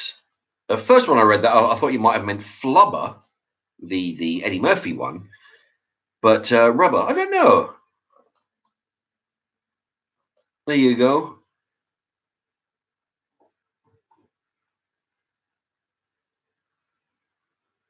Maybe I tell you what though, if anybody out there, you remember when when the new you can get from charity shops or they used to give them away in newspapers. When you get they give you a DVD each with a Sunday Mail or something. They've done it years ago. If anybody has those, not the not the shitty ones, but if anybody has a good quality movie that they got free with a newspaper, they're really good because they'll be cheap to post as well. They just come in a plastic in a cardboard sleeve. That's all they are, just a disc in a sleeve, not the big one like this. It's in a cardboard one. Anybody, by all means, send those. And if it's of a quality, film wise, that you never know, I might do a review, but of it, and you'll get your shout out. And don't forget the picture, a proper stamp if anybody says anything, sends anything. Love from Joe and Butler. Thank you so much. It's donated £1.99. Thank you very much. I'll put your name, Joanna Butler. £1.99. Thank you very much. Thank you to Joe and Butler, one of my mediators. Now, for anybody, I'll explain to Joe because she came in a bit late. Your £1.99 will go with all these other donations that have been kindly donated, just like you have just now. They will be it'll all be amalgamated tomorrow, and I'll go out and I shall use it on a special video. Now, I don't want to give too much away, but what I can tell you is it won't be in my kitchen. It won't even be in my house. It won't be cookery related. And but it would be, and it's going to be really good, and you'll feel pretty good, hopefully, about being someone who contributed to it. And everybody who contributes it, just like Joanna Butler did there, the name will go in the book, and I will read all the names on, so everybody will get their name read out. And of course, if again, I'll say it again, just real quickly. If anybody's not comfortable with doing it the way that Joanna Butler did, just allow the adverts to play, and that will contribute. The more the merrier, and then that'll go to a future one. So thank you, Joanna Butler. You're in the book. So you'll find out what that money's going to tomorrow. Oh, Charlie Leach. Blimey. Haven't heard from you in a while. Where you been? My grandma collected those newspaper DVDs. Ah, there you go. We'll go around our house, right? And right quick and snatch them off her. If there's any, but by all means, if you want to send me one of, if anybody has those, admittedly, if a lot of people do, I might get multiples of the same one. But I mean, you can pick them up from the charity shop for like 20, 30p. Um, but if anybody wants, because that'll be even cheaper to send in the post. But if anybody wants to send a DVD or the ones you got for the free from the newspaper, if it's of a quality of film that I like and feel passionate enough to be able to do a justice to it via review, I will do that. I will do a review on it, but it has to be one that oh shit, what was the other one? Things of the ilk. I've actually got it. African Queen with Humphrey Bogart and a woman whose name I can't remember off the top of my head. I've got it over there. That's one that was come free with the newspaper. Paul Kay, Surviving the Game with Ice-T. Yeah, we'll watch that later on Tinterweb. Tinterweb looks good. Yeah, Paul Kay, thank you. That's the one. Surviving the Game. That is that's one I'd like to do a review on. But yeah, anything of but so yeah, there you go. So I might do a review on it, and you once I receive it, either way, if I do or don't, you'll get your name read out on the letter openings. Dog Charity get their envelope, get their stamp. Yeah, so it's all good. So yeah, if anybody wants to do that, then great. I'll look forward to those. You've only got about 3 weeks. 28th of August is when the PO box shuts down. Oh, this, by the way, I got this for £1 from the pound shop today. There you go. It lights when it. I don't want to put it too close to my ear. I might electrocute myself. Yeah, I'm actually afraid to touch this. Can you imagine? I actually volunteered to have myself zapped with a taser. Can you believe that? Because I used to own a stun gun, and myself, my 2 brothers, and this other woman, we all took it, but along with the pepper spray. We all took it in turns to spray ourselves with a pepper spray, have ourselves tased with a stun gun. I got it from Japan. I got it from mail order. That was no problem. But this, I'm afraid to actually touch this because it's not hard. It's a fraction of the strength of the stun gun, but I don't know. Yeah, Joanna Butler. Yeah, it should be exciting. So I'm hoping everybody will. Will watch the video tomorrow and allow the ads to run. What I might do is normally you'll see on the when I do the cookery ones. What I did, it was recommended to me that I put you may have noticed I put a video at the very front and an advert at the very front and an advert at the very end. I don't put any ads in the middle because it stops the flow of the video. And it kind of ruins it and everybody gets pissed off. So there's one at the front, one at the end. And if people can allow those to play, it helps the channel. What I might do, maybe, don't quote me on this, but because it's a different type of video, I may put a couple of extra videos, a couple of extra adverts in the middle. I don't know. Don't hold me to that. Purely because of the type of video that it is. Hopefully it'll generate more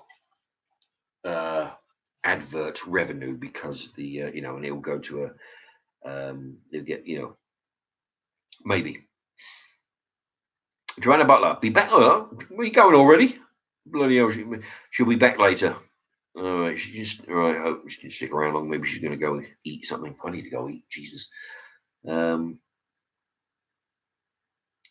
Yep, that's one good. Paul K. Oh, somebody talking. Surviving the Game. Yeah, Paul K. Yeah, that's I tell you, a very good film. That. Yeah, and Van Damme made a crap ass, copy of it a little while later.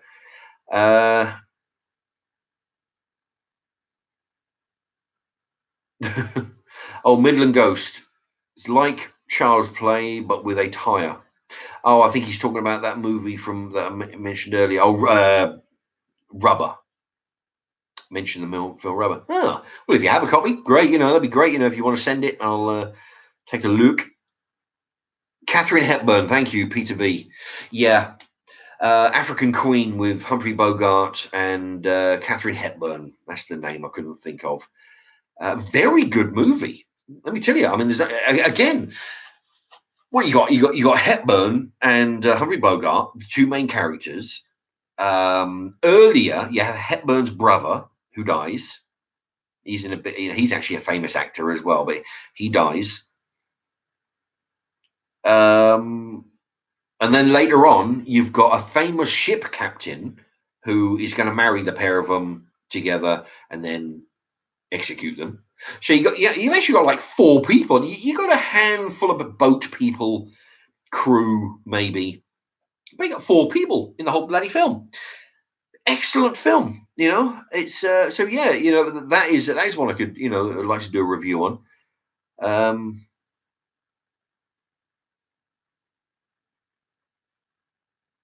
But that's there are a lot of good films. So yeah, if anybody has those on those on DVD or even those free ones that used to come with the newspapers, any interesting ones, by all means send them in.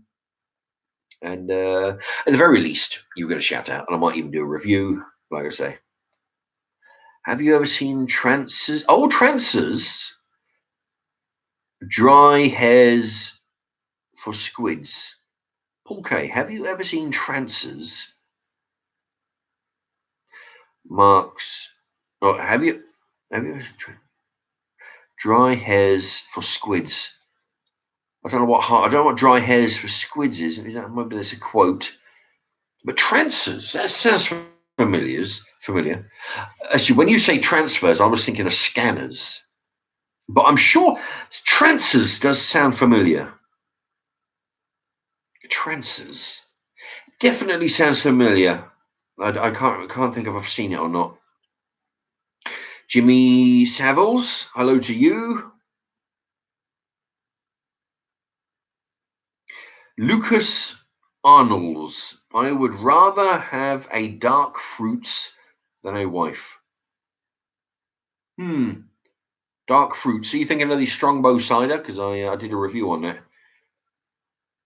Strongbow dark fruits. Jimmy Savills loves the videos as always. Thank you so much. That's good. Jimmy Savills, a big fan. There you go.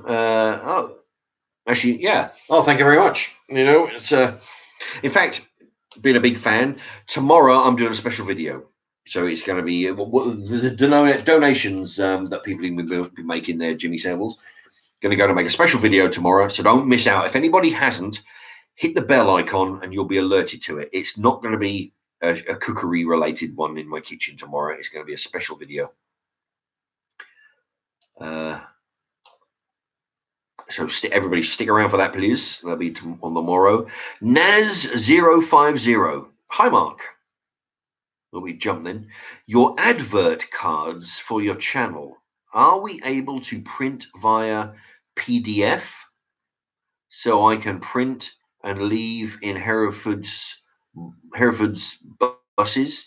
You have a unique and entertaining YouTube channel. Thanks. Oh, thank you very much. Let me see. Hi, Mark. Your advert cards. Oh, wait. You hold on. Oh, Jesus.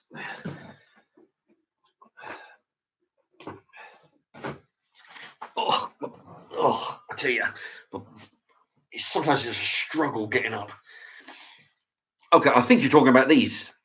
Right, read again. Hi, Mark. Your advert cards for your channel, are we able to print via PDF? I don't know what PDF is, so I can print and have in Herefordshire. Yeah, I don't know what PDF is, but if you're able to print these, by all means, go ahead, throw them around the bus shelters. I see. The thing is, I don't know what to recommend because I don't know what PDF is. But advert cards for your channel, are we able to print via PDF so I can print and leaving Huddersfield buses. Yeah, I tell you what. If yeah, I mean, if you're able to print these, by all means, you have my verbal permission. If you need that, for copyright issues, by all means. If you send me a stamped addressed envelope, I'll send you one of these. If you're able to print it off using this card, if that's any good, by all means, I can do that. If anybody else wants one of these, just send a self stamped addressed envelope as well. Yeah, Paul K. I figured it was a quote. I didn't recognize it. Yeah, a lot of films I do recognize the quotes, but it's only films that I've seen. But yeah, I mean, NAS 050. If any of those options help you, if you're able to print them, or if you need this to print, by all means, let me know which is what. And yeah. And if anybody else wants to do, but that's the thing. I'm limited to what I can suggest because I don't know what PDF. I'm presuming. I don't know what it means to you. Anyway, but yeah, thank you very much. It's yeah. You have a unique and entertaining YouTube channel. Yeah, well, it's probably kind of unique because everybody's afraid of what they say when they make a YouTube channel. Which I don't really have that problem. I kind of just say what I like, and sometimes there's consequences, but hey, what do I care? So yeah. I mean, I see. That's the thing about this channel. That's what this channel's for. I've got my cookery one in the kitchen over there, which is totally wholesome. I never swear. I think I've sworn twice, and that was once when I ate some chili peppers, and once the other day when Pete and Dawn sent me some what they call them, sours, rocket head, power head, someone got a head exploding bloody sour sweets, right? But no, it's all wholesome goodness in there. This is a place where I can usually rant. So that is sometimes very unique because when people go onto a YouTube, go onto a live stream or film, make a live stream, they're very careful about what they say because they don't want to upset anybody. Me, I don't particularly want to upset anybody because I need people to watch my channel. But at the end of the day, I'm not going to curb what I say just to please a few bloody, mamby-pamby, people who get upset easily. Okay. So yeah, but whatever you need to do, Naz, great. If you need me to send you something, I can do that as well. But honestly, I have no idea what print via PDF is because you got to remember, I had to get somebody to show me how to work my new camcorder. I had to get somebody to, I can load videos and film videos, but that's only because of repetition. I've done it 800 times now. Loading videos. I know what I'm doing. I can do that. I can work YouTube. I can work the porn channels. I can work the emails. That's pretty much it. I mean, a few other things. I can find information on these. I don't know how to work printers. I don't know how to work nothing. Lucas Arnold's, yes, Strongbow. Yeah, I figured. Yeah, because I've actually had those dark fruits. They're okay for the first couple of cans, but they get a bit.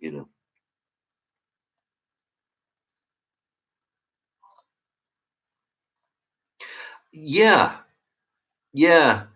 Uh, Tiggy Hido, Mark, have you ever seen The Sixth Day with Arnold? Yeah, I have. I watched it when I had a video shop. That's how far back that is.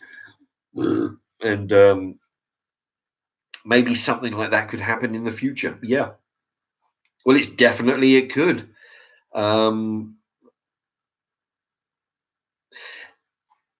You see, I mean, you've got your can it be done?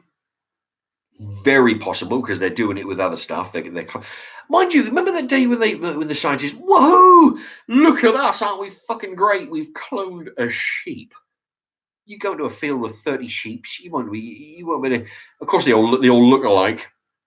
So I mean, nobody knows whether they did clone a sheep. They just say, well, yeah, look at that. It's not like a dog where you can actually, if you get two Alsatians, you can tell the difference. You got three sheep. You can't tell, if any of them are duplicates or anything. But they say they've done sheep. They can, it's only a matter of time. See, the thing is, you've got your ethical thing. Should we be cloning people? You've got your yes or no. Can we clone people? And then on the third hand, if you have three hands, will we clone people? Yes, we will clone people. Can we clone people? Maybe not yet. Will people? Yes, we will. It's just a matter of time. Yes, can. Will we clone people? Yes, because no matter how bad it is, there will be somebody who will clone somebody. They'll either. I mean, you look at that film, The Island, with and I'm not very good on names today. Ewan McGregor, where they're all in the desert. They're all in a compound under the desert, and basically there's hundreds of them, and they're being monitored about what they eat. They do special exercises to keep themselves super fit. What they were actually cloned for spare parts for the rich people who are living out of society. So you've got your rich actors, your rich millionaires. They'll have a clone made of themselves, because one day you're going to need a heart transplant. You're going to, might need a liver transplant because of some reason, your liver packs up. You don't want to wait around all week or all, forever for a donor. What you do, you go to your clone. You take the heart, the lungs, the kidney, the liver from your clone. I mean, it's called The Island. That's what we could be looking at. And there are people. I mean, you look at all the fucking bad things that go on in the world. You think, there will be somebody who has the knowledge who will clone people for that reason, or they want to bring back a Saddam Hussein. They want to bring back a Hitler. They want to bring back a Genghis Khan. That they want to bring back. Who's that lunatic? Caligula. You imagine that. Well, of course, they're not going to have any of those because they haven't got any of the DNA. But I mean, I'm just giving an example about who they would, if they could, bring back. If okay. Naz50 hasn't replied back, so I'm guessing that whatever you're able to do, he's able to do by himself. But yeah, I mean, like I say, just let me know, or send me a self-addressed thing, and if you need one of these, I can send you one. If anybody wants one of these as a souvenir, you've got until the end of August to send me a stamped addressed envelope. Write on it what it is you want. Say, please send me one of your things. Put it in the stamped addressed envelope, and I'll send it back to you as a souvenir. It'll only cost you a stamp, and the stamp will go to the dog charity. So yeah, 6 day. Yeah, it is very possible. You imagine the crime. I'm trying to think of the word. Implications of that. Imagine if. Imagine, mind you, there could be some some crazy fun to be had. But imagine if you had a dozen clones. The Midland Ghost slipped the porn in. Yeah, I did. I slipped that in. Yeah, I mean, if you had half a dozen or a dozen clones made of you, and then you wouldn't even need to hide your fingerprints. You wouldn't even have to hide your face. You just walk into a garage, hold the thing up, get home, and what we're going to do, you've got 6 other clones to, they can't imprison all of you, because although sometimes they don't give a shit, but, they can't just throw innocent people in prison. Unless, of course, they can get away with it. But, when you've got 6 people going to court, say, well, all 6 of you are going to say, well, wasn't me, wasn't me, wasn't me, wasn't me, wasn't me. There you go. Only one of you innocent. To make sure that the one guilty person gets put away, they're going to put all 6 or 5 guilty ones. because remember, you're all clones. It's not like you're twins where you got different fingerprints and different DNA in your blood. No, you're all identical copies. Anyway, Pete and Dawn back now. Mark, hope I hadn't missed much. No, just the same old shit. Just you didn't miss much at all. Just some stuff. Midland goes, yeah, slipped in the yeah. I mean, that's what internet was made for, In fact, it was invented for porn. In fact, there was I can't remember who it was. There was a comedian, and it was so funny the way he said it was.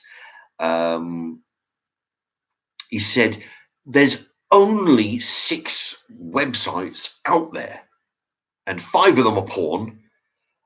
And if they banned something like that, it said if they banned porn." If they banned porn tomorrow, that would leave 6 sites on the internet, and 5 of them would be entitled "Bring Back the Porn." That's how popular porn is. But the way this comedian said it was so funny. But yeah, it's right. It's like 3/4 of the internet use is porn related. My guess, of course, I don't know what the statistics are, but there's going to be a lot.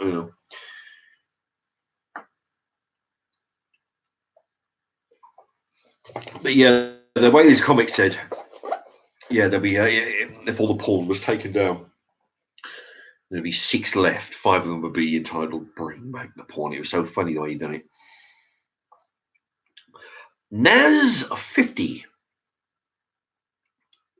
or 050. Hey Mark, I will send you a stamped addressed envelope, and would it be okay to place your cards at my workplace? I work for Sky. Thanks. Absolutely. By all means, yeah. I mean, are you? Yeah. Well, what you do? Actually, 2 things there. But are you wanting to copy? Do you want one and you want to copy it, which is fine if that's the case. If not, I can send you a bunch. Just let me know now. Well, let me know in the letter as well. Otherwise, because I'll forget by the time it arrives. Let me know if you want one and you'll copy it, or send you. Yeah, or if you want a bunch, yeah. But by all means, and if anybody else wants to do the same, let me know, and I'll send you as many as you need. Or if you're able to copy them, then excuse me.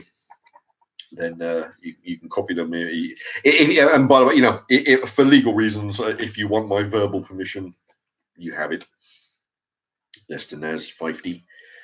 You work for Sky. No, actually, I'm talking. I assume you're talking about the Sky Television. In which case, perhaps you could put a word in for me. If they have a cookery department, the cookery channel on Sky, maybe you could put in a word. I'll go in there and do my magic.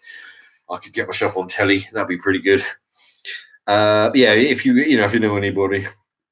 All right, so, but yeah, I realize just joking, but not really, yeah. And anybody else who has contacts in the television people industry, I could do some magic on the telly in the culinary. Getting on TV. I tell you, I could get on TVAM. I'm sure if they were to have me on there. I've seen some of the big fairies they have on early in the morning doing their cookery. Some alleged cookery chefs think that they're hot shit in the kitchen. I've seen them, bunch of pansies. I could do a lot better than those guys anyway. Just give me 6 or 8 different ingredients. Send me or send one of the audience members to the shop with a tenner. I'll come back and I'll make something magical, just like on that TV show, Ready Steady Cook. But the thing is about these alleged celebrity chefs and alleged chefs, right? Especially on TVAM and all these other kind of shows, they always make stuff that you're looking at it and you think, yeah, wow, that is some really good. But you think, oh, Jesus Christ, I'm not a chef. I can't make this shit. It's real complicated stuff. You gotta grate this, chop this up, fry this, amalgamate this with the onion, put this in the oven, and fucking leave it in the thing there, and leave this to marinate overnight and spring. No, get me on. I'll show you how to make a good. I use two pans, right? I'll boil something in one pan, fry something in the other pan. I'll use 6 or 8 different ingredients. Five of them will be vegetables, something. Yeah, if anybody, look, really, I'm honestly, I could get myself on telly. Well, no, I couldn't. I need some help getting on telly, but I could be on the telly and I could make foods that the regular, just like my cookery thing going on in the kitchen there.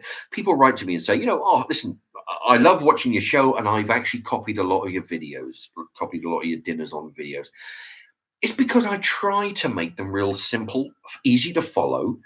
They don't take a whole lot of ingredient. I mean, some of the ingredients I see on the television, for me, you got to tramp around Sainsbury's there for an hour and a half just to find the bloody thing, right?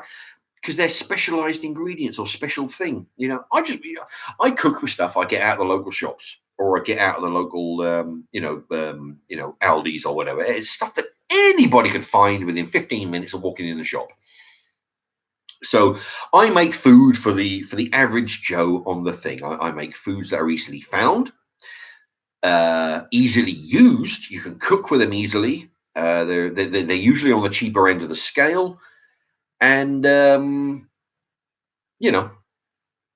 involving two pans that take no more than half an hour. I mean, I've actually had the clock in the kitchen specifically so I can show you. Even though I'm pausing and starting, pausing and stopping, it's something I can do a pasta dish in 25 minutes. Just follow the way. Easy as hell. But yeah, I make food for the regular guy who just wants to make something very easy, very nutritious, very delicious, that doesn't involve the razzmatazz of a celebrity chef on the telly.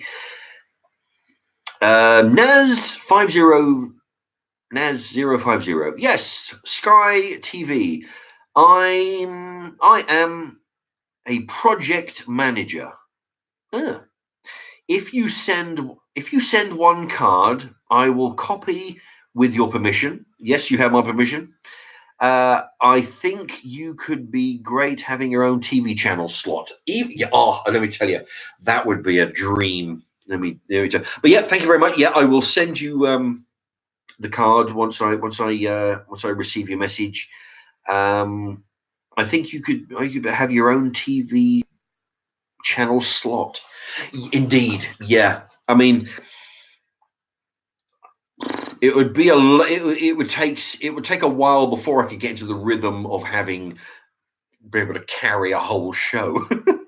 I'm not that good yet, but no, I could definitely do a 10-minute, 15-minute segment over here in the when you got your regular people, they're talking their thing on the table. And they're right, okay, right. We're going over to Mark's remarks over here. He's going to whip up some goodness on the kitchen. Yeah, that would be my thing. I'm good in front of. I think I could. I'm good at comfortable with talking in front of a camera. Like on the live streams, I'm very comfortable talking in front of my video camera while I'm cooking. Yeah. I think I could handle being in front of. And also I can. What the thing is, while I'm cooking, I can control my language and in all the rest of it. That's no problem. It's only when I let loose on the live streams it goes a bit crazy. But no, yeah, I'll tell you what though. No, that would suit me right down to the ground. Having my own little 10-15 minute segment, right, where I can. I'll keep the burping under control as well. Yeah, but I would like the challenge of being given a bag of groceries, not necessarily bringing my own groceries in, but being given a bag of groceries. It's like a lucky dip. I think open, right? Okay, well, we've got a potato, we've got an onion, we've got a block of cheese, we've got a pack of bacon, we got some stuff, whatever it is. No, that'd be great. Yeah, so if anybody's interested, let's see. Right, Pete and Dawn, have you? Oh, it's jumped. Have you thought about putting Any oh Christ, yeah, any merch out? Well, that's the thing. I get asked that a lot, but the problem with that is I would like to be able to put the merch out, some t-shirts and all this kind of stuff. Um, there is a actually, I believe the place who sorted these out for me. I think that I mean they can do printing on a t-shirt, but like everywhere, the more you buy or the more you have made and purchase, the cheaper it gets. And the trouble is, because that's why I did the PO box. Okay, what it was, I mean, it was to get the customers, the viewers involved in the channel. You get the stamps for the charity. Everybody gets a shout out. I get some feedback. I get some free stuff. I get some t-shirt. I got some nice t-shirts. Thank you for all those. Some sweets. I got a nice shirt. I got all these nice things.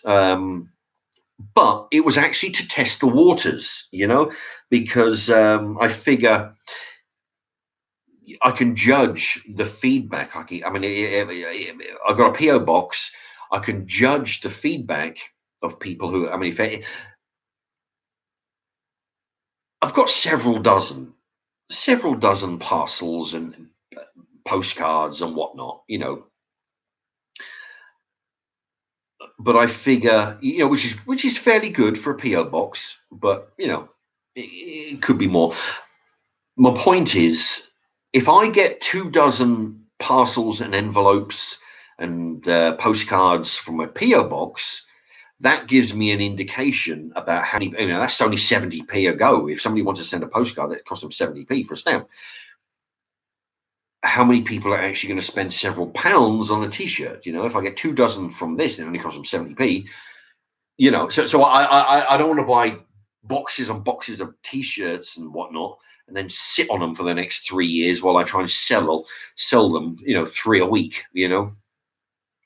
If the PO box is anything to go by, it would be quite slow to get rid of all the t-shirts. So for that reason, but once if I ever get into the thousands and thousands of subscribers, then I could, because I don't want to have to buy Christ knows how many t-shirts and sit on them until I get rid of them, 1 or 2 a week or whatever, because that's I mean, with the postcard, I appreciate all the postcards and the packages that everybody sent, but going on those numbers, it just wouldn't be worth me spending hundreds of pounds on t-shirts that I'm going to take years to sell. But once I get the subscribers up there, then yeah, let's see. Oh Jesus, Pete and Dawn make some t-shirts. Well, what I'll do, I mean, I'll reinvestigate exactly the prices, because when I went in to get my cards, I investigated them, and like everything, the more you buy, the cheaper it gets. But yeah, what I'll do, I'll next time we get a day off, I'll try and find out what I can get for certain prices. Okay. Now, Pete and Dawn. Let's get Pete and Dawn. They've already got their name on the list here, but I'll put them down again. Pete plus Dawn, £2. There you go. They've already done. Oh, yeah, because their other one was for £2, and they've done another one for £2. Thank you ever so much, Pete and Dawn. Now they've been sending a lot of stuff through the post. Packages and postcards, and they've been they're quite generous as well on the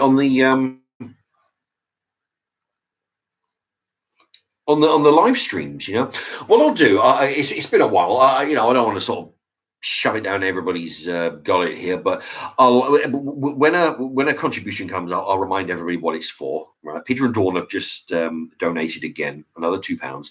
What it'll go to tomorrow's special video. It's going to be one that's not going to be cookery related. It's going to be a special one, because every now and again I like to do a different video, throw in a film review, throw in something of me filming in the car park or whatever, And tomorrow is going to be a special one, which for everybody, like Pete and Dawn just now, everybody on the list here that has contributed to tomorrow's video will get a shout out on the video in appreciation for their donation to making tomorrow's video happen. So that's what will happen tomorrow. I don't want to give too much away of it, but if everybody who hasn't, if they hit the bell icon, you'll be alerted tomorrow when it comes up. And everybody who doesn't want to contribute that way by doing it on the dollar symbol below the comments there. If you don't want to do it that way, or you're uncomfortable doing it that way, by all means, just let the adverts play.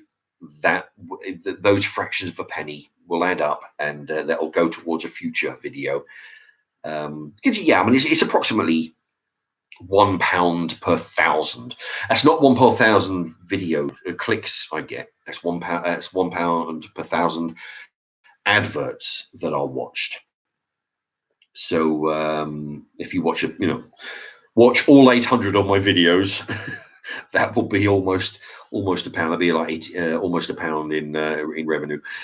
So yeah, you can contribute to that one, knowing that if you let the adverts play, you'll be contributing to a video down the road. Okay, so thank you to Pete and Dawn for that contribution. You're in the book again, and you'll be mentioned again on tomorrow. It's going to be a good video. I think I'm looking forward to this. It's going to be some hard work, but yeah, it's going to be good. FOTV. Mark deserves more respect. Thank you. He starts those food reviews. He started these food reviews, and Blue Van Man ran off with it. I don't know. I mean, he started with the food. Yeah, it's true. I started with the food reviews. Whereas Blue Van Man, I don't think he does any cooking as such. A bit difficult in his van, but he does a lot of food reviews, some fast food and other places in his van. But yeah, I started off doing food reviews on my channel. Did 100 or so of those. Basically, I went around to every shop: Aldi's, Lidl's, Morrison's, Sainsbury's, Tesco's, Waitrose. Did I say that? I don't know.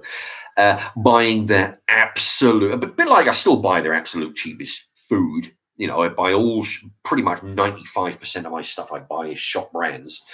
But I went and I bought everything. I bought the 75p bag of nuggets. I bought the 99p microwave bangers and mash. I bought everything the cheap. I did reviews on it and told you what I thought about, because a lot of these things you might take to work. The microwave bangers and mash, the microwave Chinese stir fry. And yeah, I gave reviews on everything that was the absolute cheapest. The way I described it at work to people and people I talked to about it is, the stuff you have to actually lay on the floor to reach because it's so low budget. They put it on the bottom shelf. They put all the good stuff, all the name brands, eye level. That's a strategic thing that all shops do. And the lower the shelves you go, the shop brands and the cheaper brands. Started off with those and then progressed into cooking. And but yeah, but actually Blue Van Man, he does some takeaway burgers and whatnot from his van. So he's another one that's quite interesting to watch. Mark Smith.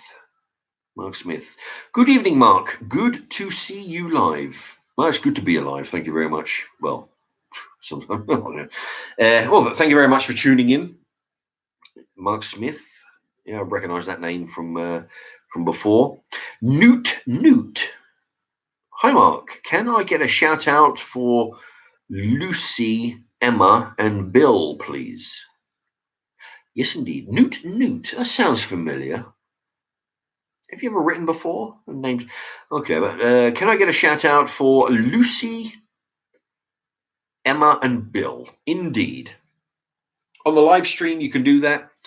Also, if you want to live stream if you want to shout out on a regular video, then by all means send a postcard on the back of a piece of scrap packaging, cut out a square of a cereal box, a dog biscuit box, you know, the sleeves that come on the microwave dinners. Cut a square out of that, put a stamp on the back, put my PO box postal address, which is on the last 20 or so videos. I've had it in the background on a little whiteboard. Write it to that. You can get a shout out. If it's somebody's birthday, I'll shout that out. If you have a YouTube channel, or if you have a business that you want shouting out, promoting, write it on that piece of scrap cardboard, put a stamp on it, send it to me. I will read it out on video. If you hate the channel, shit, just write in, tell me about it. I'll read it. I read every piece of mail that comes through. Joanna Butler's back. Hello, welcome back, Johanna. Newt, I've been a subscriber for ages, Mark. Yeah, I kind of recognize. I mean, the Newt sounds very familiar. I'm not sure about the picture. It's a very small picture I'm looking at of, but everybody changes their bloody pictures just to be awkward. But yeah, it definitely sounds familiar. Newt. Anyway, good to have you with the live stream. If you haven't already, Newt, hit the bell icon, and you'll be alerted to when I do a live stream and alerted to when I do videos. And by all means, if anybody wants to tell their friends and relatives and workmates or schoolmates about the channel, by all means do that, because my I've reached 1,300 and a few subs. But every now and again it'll jump 5 or 6 subs, in about, over the weekend, and then it'll stay for a while, and then after a while it'll jump. I don't know, what's going on. But if you want to help the channel, please promote the channel. Tell your buddies at school, at work, your family and friends, your relatives. If you have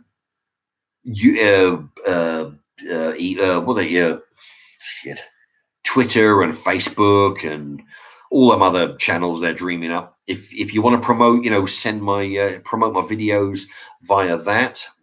By all means, that any help will be great to up the. Because I actually went to a restaurant today. I was actually going to eat in there, but the chimney was buggered, so I couldn't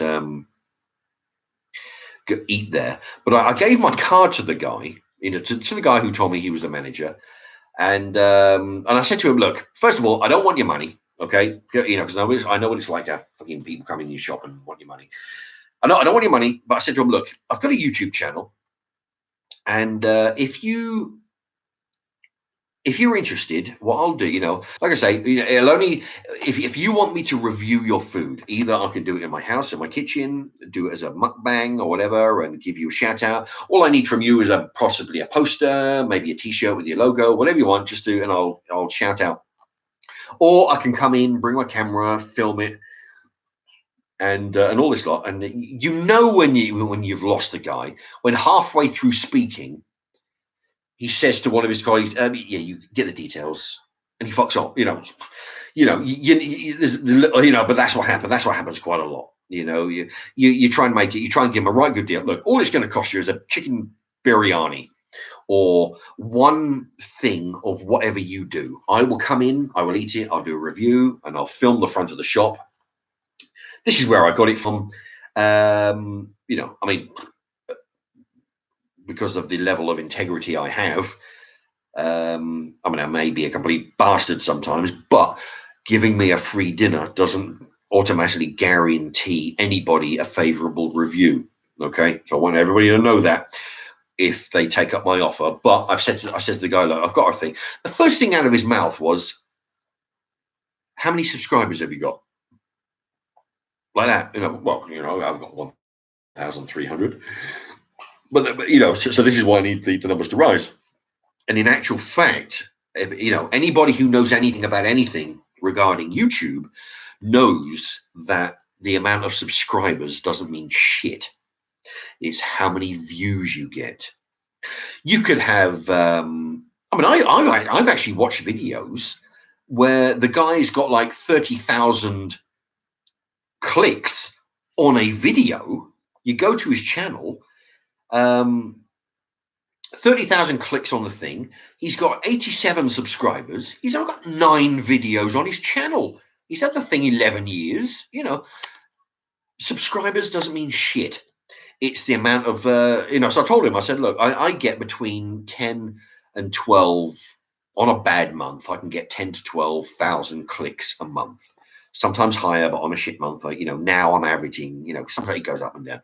So that's what you should be looking at. But he was concerned about how many subscribers. So for people like that, that's why I need for people to pass the word, I need to get the subscribers up. So when I go in, and I told him all it'll cost you is a biryani. Give me give me a biryani, give me a chicken chop suey, give me it wasn't a Chinese, but whatever, something off the menu. Send it to my house. I'll review it. On my day off, I'll come in and film it. I'll film the shop. I'll film the board outside. I'll film everywhere. And halfway through talking, he couldn't be bothered. He walked off and take the details. Take his phone number. I'll probably never hear from the people, which is their loss because they've got a really good location when it comes to passing traffic.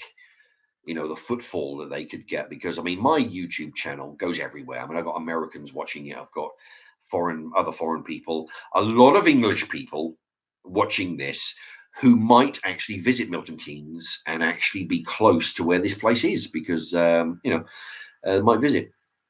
So yeah, I mean, I'm hoping he does because, I mean, I want to, I want some free dinner, but I want to be in a position to help other help other restaurants, and I mean, a lot of channels. I've watched channels where they say, what they do. They say to businesses, listen, I get 50,000 views every video I put up. This is worth a certain amount of money. They figure, I'll charge you £10 per thousand because look at any of my videos. They'll tell them I get 50,000. So if I charge you £10 per thousand, that means you give me 50 quid or whatever, like this. I will promote your thing because they're charging by how many clicks that they can guarantee that they will get and look at this promotion. That's what they do. I'm saying, no, I'm not doing it for the money. I'm doing it for a free dinner, actually. I'm a cheap bastard. I'll do it for a free dinner. That's all I'm interested in. And the thing is, what they don't seem to realize is you get into the ground level, all right? Because I mean, whether I've got 1,300 or 10,300, I'm not looking at, I'm not looking to take any money from these business owners. I just want a free pizza. I want a free kebab. I want a free Chinese. I want a free haircut. I want I'll promote your stuff. So no matter how many, I'm not saying that this will be the case forever, but for the near future, I'm just doing it for a free dinner. And I will promote, although, like I say, you're not guaranteed a complimentary fucking review. I'm going to tell the truth. And if you don't like it, then I probably won't see you again. But, I will promote your business for, whatever you're doing. I might hear from them. I doubt it because of the way that the thing is what the boss said when he was saying, oh, listen, you take his details. I've seen that a dozen times before. I've gone into hairdressers. I've gone into takeaway kebab shops. I've gone into loads of different shops, tanning salons, hair nails, and they've all said, the same thing. Send us an email. If they can't see the benefit of that, then what can you do? Joanna Butler, can you say hi to my little boy George Butler, who is there? Now this is where I've got to try and decipher. All right, can you say hi to my little boy George Butler, who is sorry. It's because of my eyesight. I'm very hungry, which means my eyesight's going. All right, so hello to George Butler. He is 3 years old, and he is very excited, probably about hearing his name on the YouTube. So hello, George Butler. Hello to you, and it's probably not your birthday, but happy birthday! Congratulations on being 3 years old. All right, George Butler. Newt has a message retracted. Newt. Hit the bell now. And what's your favorite film, Mark? Okay, so he'll hit the bell icon. Oh, I tell you, all right, I got to go shortly because I've got to do some cooking. But my favorite film would be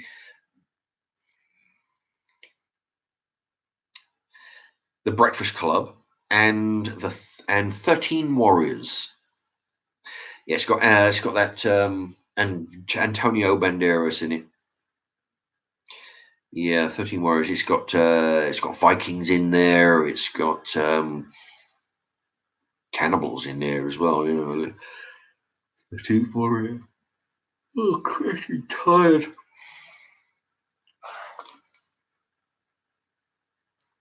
Naz050. Hi, Mark. I have a high budget. Oh, my eyes are going. I have a high budget for new talent, and I think you are very entertaining, targeting the correct adverts for you. Targeting the correct adverts for you. I would be interested in meeting with you for further discussions. Thanks. Indeed. If you're serious, absolutely. I'd love to talk some more. And yeah, absolutely. Yeah, I mean, yeah, I'm interested in I don't know about furthering my career, but if I can, if I can get somewhere on telly, that'd be be better than working for a living. Let me tell you. But yeah, if you're serious, yeah, I'd love to talk some more. Pete and Dawn. Hi, he's talking to Joanna. Hi, Joanna. Well done for sending in the selection of ramen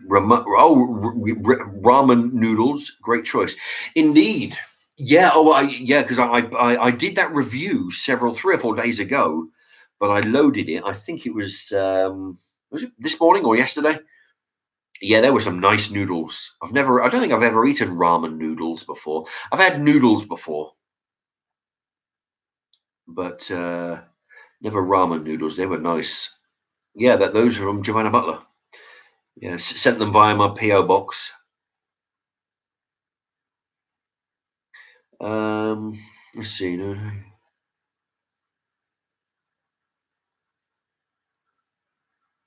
Newt, have you ever considered doing a collaboration with Chris the Butcher? Possibly. Well, have I considered it? Well, I haven't considered it, but I've got no objection against it. It's just, but that's the thing, I don't like work a Monday to Friday. It's pretty much, my days are all over the place. So I get a short amount of notice about what days I'm, working and what days I'm not, and that's subject to change. So it's difficult to arrange something where I've got to travel somewhere. But that'd be interesting, though. Chris the Butcher, being a butcher, he could come up with some wild and wacky meat. I mean, I and I could infuse the magic into it. I mean, like for example, I've known. Well, I know somebody they told me they ate alligator or crocodile. It was, but they were, less than believable in the stories they told. But he told. What was it? It was yeah, I'm sure it was crocodile or alligator, one of the two. That would and apparently you can I mean they're right expensive, but you can get like zebra sausages and shit, So, but yeah, but if I was to do a collaboration, it would have to be something with some exotic thing, you know. Um, I mean, I've never cooked venison. I went into Jesus. I went into Tesco once, found some venison steaks. Man, you wouldn't believe the price on those. But something like that, or some exotic thing that perhaps a butcher could get their hands on.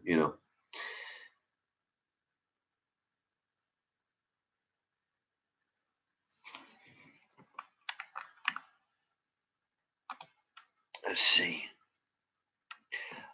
Peter Dawn, big ups, Mark. It's been a great live show tonight. Hope you manage to get a bite to eat soon. Oh, look at that. It's 11 o'clock. My God, I'm starving. Let me tell you. The thing is, once I get starving and my eyes go, I can't think straight.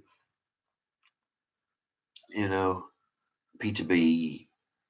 Yep, Mark, grab your tea. Yeah, I'm gonna have to go soon. Good topics and no crazy people. I know. Yeah, Peter B. Yeah, good topics and no crazy people. Yeah, I tell you, it makes life so much easier if I can just, when there's no crazy people. I know what they're doing as well, what they do, because see, I'm the kind of person. I'm sure people have managed to work it out. It's very easy to get me annoyed. And once I get annoyed, it's very easy to keep me annoyed. But no, what I'm doing, I'm starting to learn the triggers. It's awkward fuckers who, what they do, they write key questions. We can be having a great site, a great chat, and a great YouTube live stream, and all of a sudden, what's your views on the Nazis? What's your views on black people? It's like, fuck off. They will throw in these questions in, and I'm starting to learn the triggers now. So when these come up, I can avoid them, which is where it's handy to have people like Joanna Butler and Chris the Butcher as mediators, where they can jump in and deal with this shit before I get a chance to read it. Because once they get me started, it's just hell. So without that bullshit to have to deal with, then they're going to have by all means, I'll still have my views on those subjects, but I won't be nearly as triggered, because people want me to get triggered. And I realize this. Sometimes I don't see it at the time, but afterwards I see it, and I get people who see the videos, tell me in person, look, they're doing this to wind you up. Even Chris the Butcher wrote last time. He said, "Look, Mark, they're doing it. They're deliberately trying to wind you up, But yeah, as long as I don't, But yeah, it's great having a video. Where I can just do a nice, calm live stream. Oh, it's so much better. So yeah, thank you to Peter B and Joanna Butler and Chris the Butcher, who's buggered off. He's got ears at early starts. So yeah, they're keeping law and order. So if there are any videos like that or comments, I haven't seen them yet. So that was from, yeah, crazy people. That's from Peter B.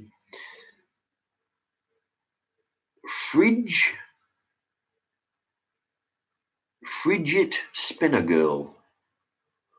Hi, Mark. Could you wish Bill a happy birthday for tomorrow, please? Yeah, hello. Okay. Oh, that's from Frigid Spinner Girl 98. Yeah. Happy birthday to Bill for tomorrow, which will be the 3rd of August. Doesn't say how old Bill will be, but happy birthday to Bill.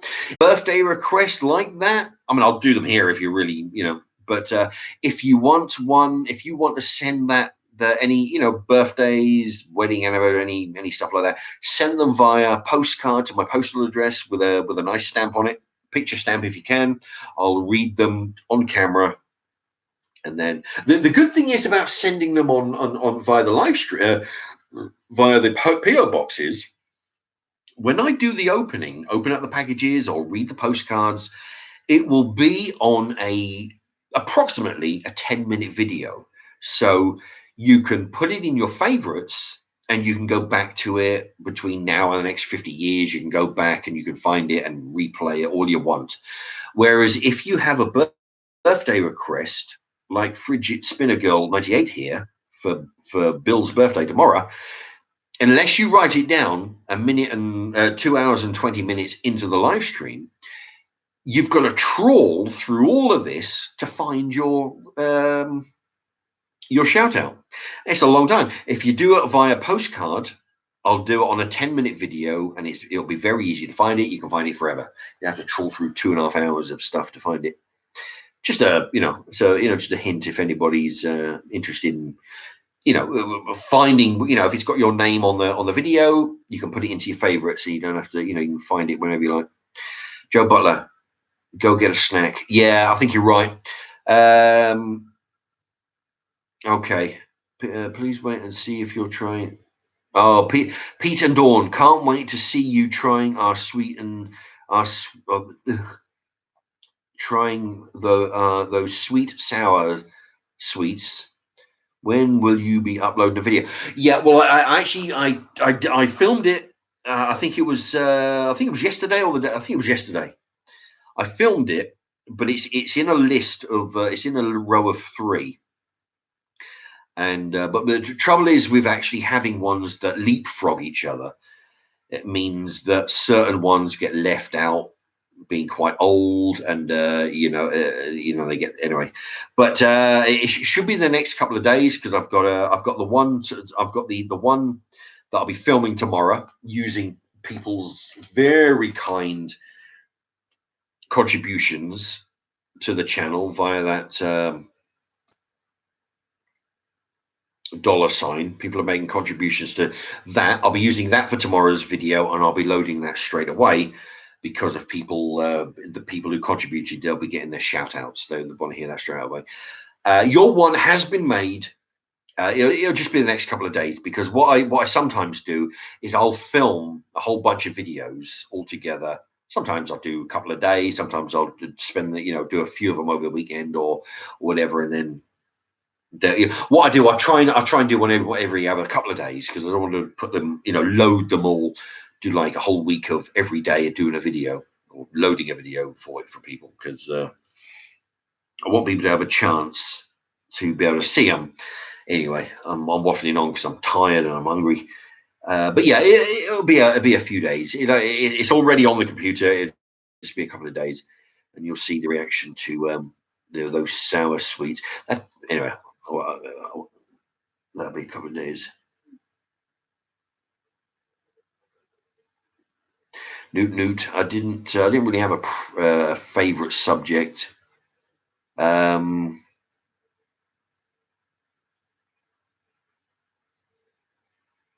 never really had a favorite subject at school. If I have a favorite subject as an adult, it would be math and English, I think. I do like. I'm by no means a wordsmith like Stephen Fry or people of that ilk, but I do like using words. I like throwing words into conversations. Amalgamation, amalgamated, coagulate, exsanguinate. I love the word exsanguinate. I love using these in sentences, What I've done a couple of times is, on the subject of English, is at work. If I'm standing next to the water dispenser, we have these cones, right, with barely a mouthful of, you can put water in it, barely a mouthful, and somebody I know will drive by or stop, and I said, "Oh, libation." By now they know what libation means, because I've explained it to a bunch of people who didn't. I said libation, and they're like, no, I haven't got time. I said, listen, I would suggest you have a libation, otherwise you'll suffer from dehydration. And if that goes on, you might feel lightheaded, fall down, and you may die of exsanguination. and then you'll have to go in for some hospitalization, and that's no exaggeration. I just do that, I just spin them off, which normally gets a laugh. Anyway, but yeah, I love using words. So nowadays it would be English, and the words like that, and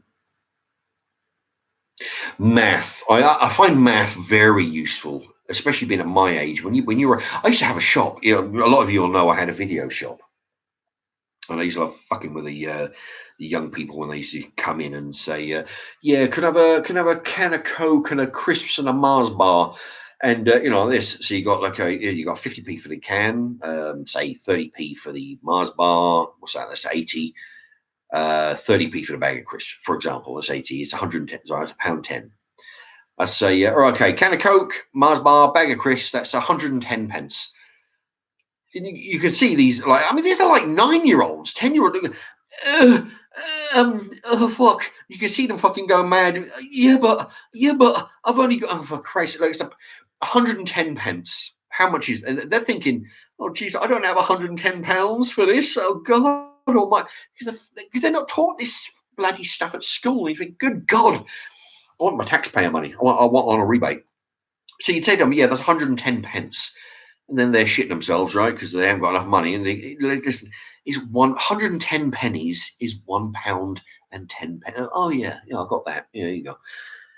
So math is so I find that math and English are two important subjects. If I'd have known back in the day, I would have paid more attention to them. But as an adult, I find them very interesting now. So to answer your question, the long version is math and English. Joe, would you ever make a video? Let me go up. Let me go up one. War Ready is in the house.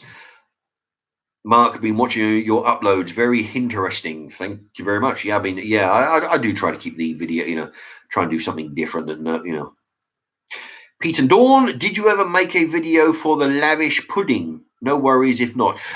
You know what I did? Yeah, I did the pork thing sandwich because it was right difficult.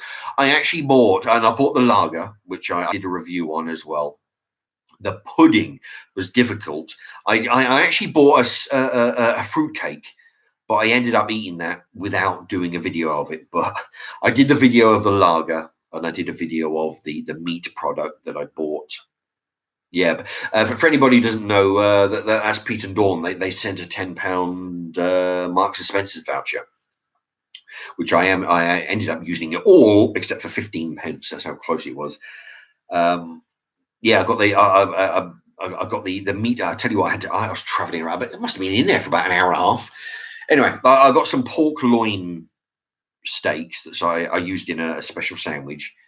Got the bottle of lager, which I reviewed as well. But the pudding was a fruit cake. Unfortunately, I didn't video of it, but it was a very nice fruit cake.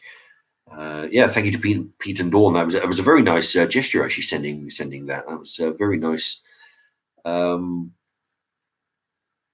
did what I could, but Marks and Spencer's is not a good place to shop. It's just so expensive, But yeah, I did it all except for the pudding. I ate that off camera. It was quite nice.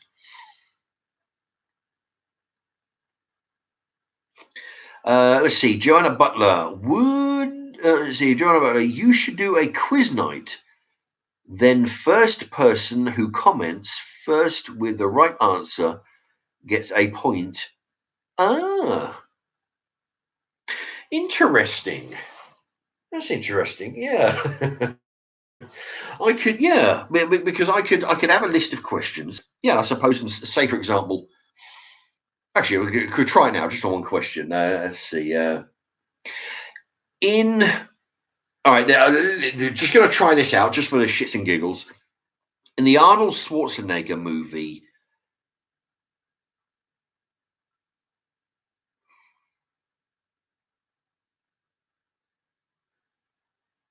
fuck. All right. Oh Jesus. All right. It's. Oh my God! I'm out of mind. I had the perfect question. All right. Arnold Schwarzenegger, he went in to have memories implanted. And I can't remember the movie, which is a bummer. Um, he goes in. He ends up going to Mars as a secret agent. I'm describing this so you can get you know what the movie is. What was the name of the robot-operated cab that he gets into to try and get away from the baddies? All right, he gets into a cab. Hi, I'm bloody Blark, and what is your destination? He says, right, just drive. Says, can I have a destination? And it just fucking drive. And he rips the thing out of the automated robot. The name of the cab that he gets into, the name of the cab firm. Okay, yes. So anybody wants to, the first one to shout in that gets an imaginary point. So yeah, Total Recall. There you go, Peter B. Thank you. So anybody know the name? So that could be a question.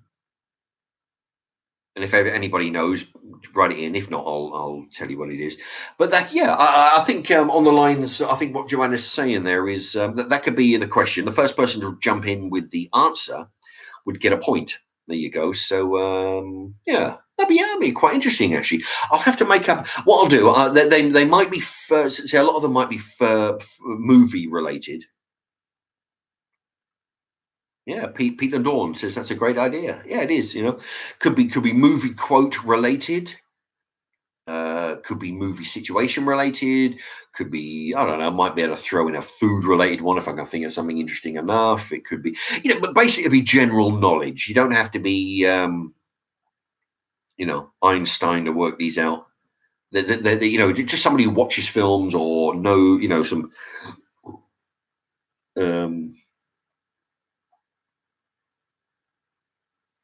Like for example, the first person to answer.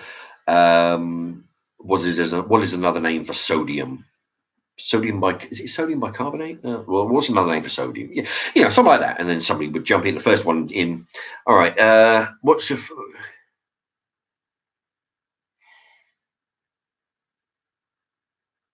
Yeah, Pete and Dawn. They're looking forward to me reviewing the sour sweets. They were the sourest sweets I've ever tried. They say instantly sour. Hope you weren't too unpleasant. Or hope they weren't unpleasant. No, I was very unpleasant when I was spitting the sweet out and carrying on. But the sweets were unpleasant as well. There you go. Thank you. Newt. Johnny Cab is the answer. There you go. So Newt was the first one in. The name of the cab was Johnny Cab. So yeah, interesting actually. Yeah. So what I'll do, I'll whip up. I'll do a bunch of questions and stuff. It take me a while to write because I've got to write them down. I've got to find the questions. If they are from movies, they will be from well-known movies like Total Recall, or it might be who was the lead actor in this movie, who was what was the name of the character in this movie, blah blah blah.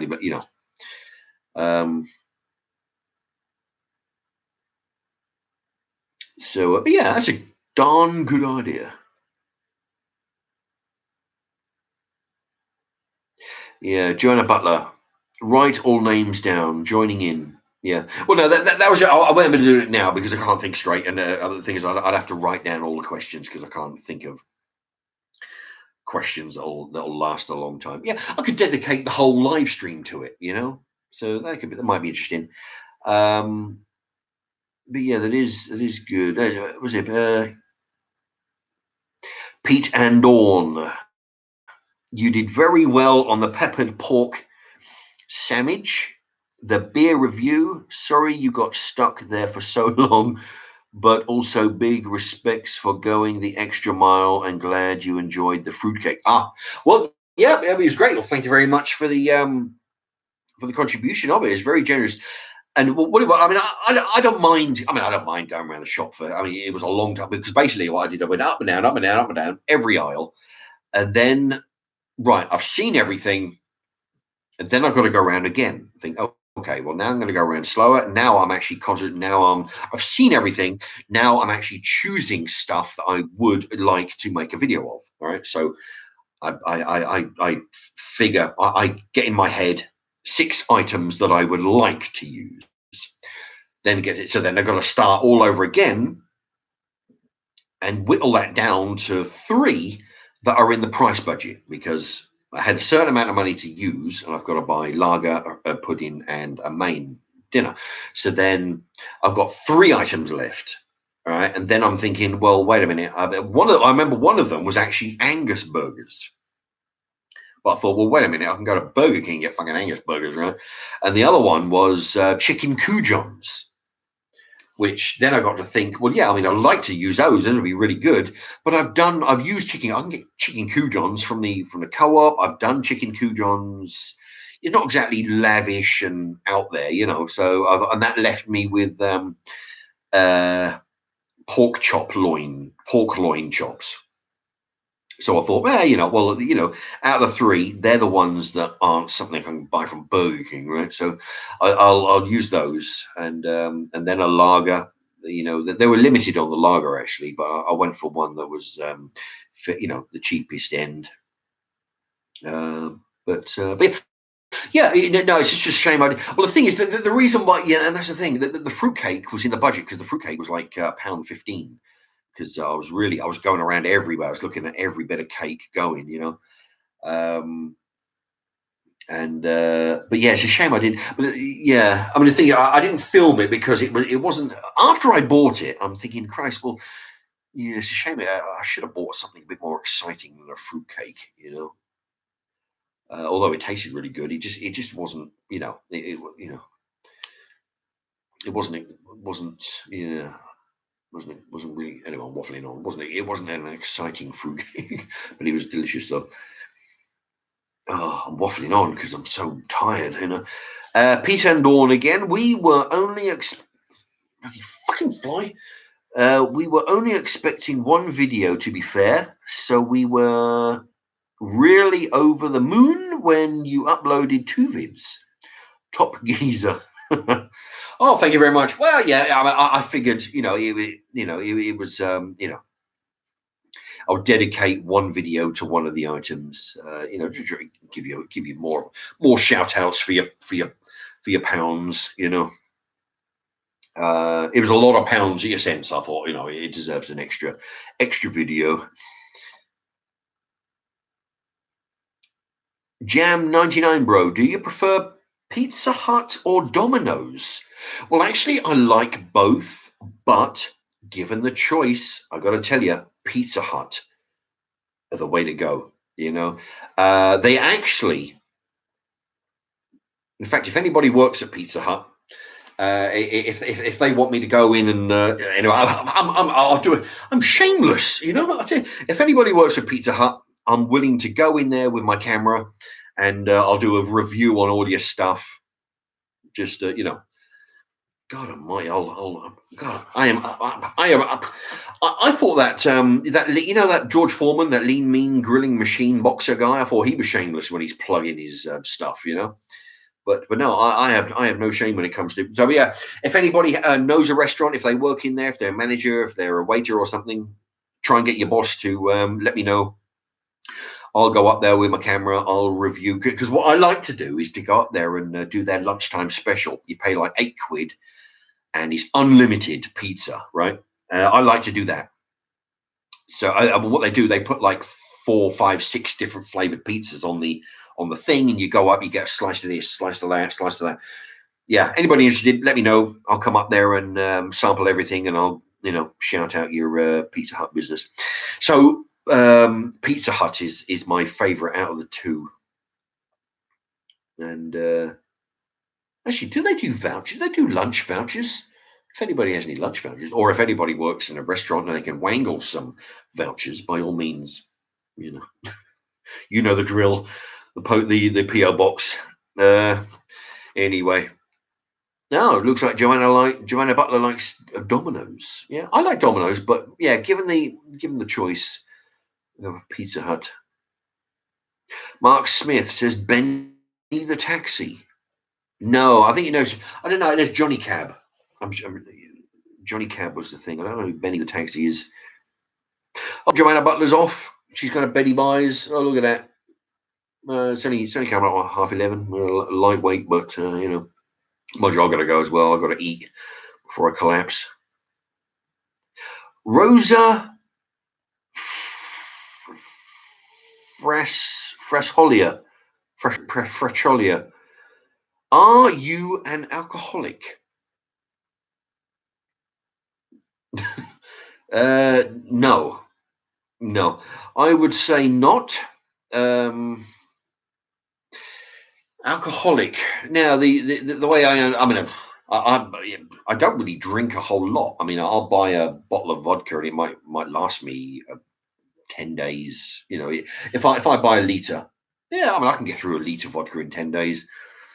And then it'd be another couple of months before I buy another one. You know, but no, alcohol. I think the definition of an alcoholic would be you do have different levels of alcoholicness, but one of them. No, I mean, it's not like I mean, I used to know a guy I used to work with, and all through the fucking day, he's like, oh, can't wait to get home. I'm going to go on the lawn with a couple of cans of lager. You know, I'm going to, or yeah, every every other conversation you used to have involved a can of lager and sitting in the garden. And you knew, I mean, he used to, you know, go to the pub on his lunch break and all this lot. People who can't get through their day and they can't function properly without having lager. I'm not like that, you know. I'll drink, you know, I'll drink until I'm drunk. I don't drink until I fall unconscious or anything stupid like that. Like I say, I'll get rid of, you know, I mean, this bottle of vodka here, that's going to be well over a month old. It's just that, you know, if I feel it. But no, I don't know where that question came from. But no, I definitely don't consider myself an alcoholic. I just drink because you know, I like the buzz now and again. Um,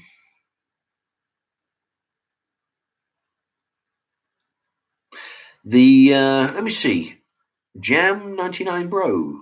Yeah, Jam 99 Bro says, "Who me?" I don't know whether. See, you asked the question. Do you prefer Pizza Hut or Domino's? Yeah. Well, yeah. I mean, if you're asking who you, yeah. I mean, if yeah. Well, it wasn't really to you, but I mean, if anybody does work at a Pizza Hut, then by all means, I'm willing to come in and you know, make a video in your shop. Uh, oh, Joe Jam 99 Bro is asking Rosa if they're talking about him. You know, her. No, it wasn't to me. It looks like the question wasn't to me. It looks like it was somebody. All right. Yep. Good night, Joanna. To you.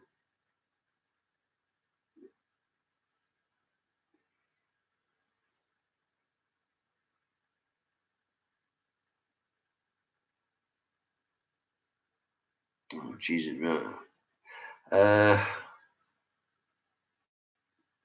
Okay. All right. I don't want to get into in depth one about desert. I'm going to miss your question now there. Mr. Deegan, hi Mark, watching from Dublin, Ireland, I think. Dublin? Is that right? Dublin? I'm very tired and hungry. I can't think right. Yeah, Dublin, Ireland. I will spread the word and try get the subs up. Good work. Thank you very much. Yeah, if you have that Twitter and Facebook and all that kind of stuff, if you find any videos that you like, put them on there. If you don't mind, let the, you know, send it out in the world, and then yeah, but maybe it'll jack up the subs a bit. Because for me to go into restaurants, like as I mentioned earlier, I went to a restaurant and I said, look, I'm willing to sample your menu. It won't cost you any money. I'm not after your money. Just give me a plate of food. I'll review it. Give your business a shout out. The first question they ask is how many subscribers you have, which I tried to tell him, but he was too interested in running off. He tried to get his young waiter fella to take my details, but he doesn't even realize it is aside from that he's interested in how many subscribers I had, but it's actually how many views you have. I could have 10 subscribers. Who gives it, it doesn't help me, but I could have 50,000 views on each of my videos. So where's the benefit of that? It's the viewings. But yeah, that'd be great. Anything you can do, pass the word to your little buddies and put it on Facebook, Twitter, and tell your work colleagues and everything else. Put them onto my channel. That would be great. That's from Mr. Deegan. Deegan. Pete Andorn, good to see you've reached the 1.3 thousand subscribers. You'll soon be on the tens of thousands. Well, let's hope. I mean, it's been I've what's it now? It's been 2 years and 2 weeks. 2 years and 2 weeks to get to 1,300. So to get to 10,000, well, it's going to take a while, but I'm plodding on. If in actual fact, I mean, the way to create, I mean, if each of those 1,300 subscribers told one person at work, say, hey, you know what, you really ought to check out this guy. His live streams are totally different than everything else. He talks about subjects that nobody else is talking about. His cookery videos are stuff that are really, anyway, I don't want, but you get the idea. If each of those 1,300 people, I could double the subscriber over the weekend, But yeah, if anybody wants to help out by doing that, by spreading the word, it's all welcome. Yeah, it'll be good. But yeah, 10,000, geez, that'd be good. So anyway, Jam99, have you ever thought about being a food critic? Well, I kind of was. My first 100 videos were reviewing foods. It's only in the latter, it's only after a while when I ran out of foods to review that I started making cookery videos. But yeah, I've done a lot of food reviews. I mean, I could do that. I could, aside from this gig that I might get on the Sky TV, being a stand-in celebrity chef. I could do cookery reviews and stuff, and I mean, but the thing is, I mean, I could do that, yeah.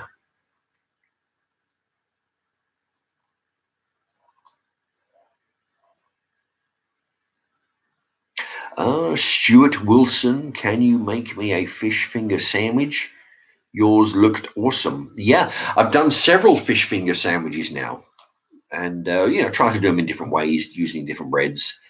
So Stuart Wilson, yeah, if well, I'll tell you what, if you're in the audience, when I get myself onto television, hello, what's this? When I get myself onto television, and if you're in the audience, by all means, you come in. I'll make a tuna fish finger sandwich.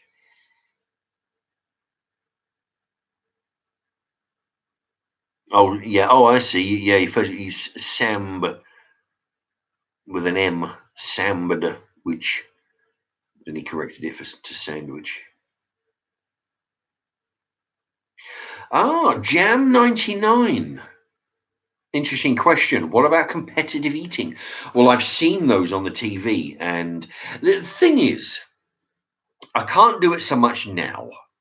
I'll tell you, I can't eat half of what I used to eat. Well, that remember the regulars remember that photograph of when I was bodybuilding. All right, that one. Even back then, I used to eat a huge amount. I was eating lots of dinners through the day.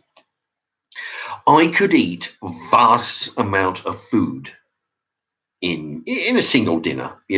Sometimes, so on occasions when I was training hard, you just you spread your dinners all through the day.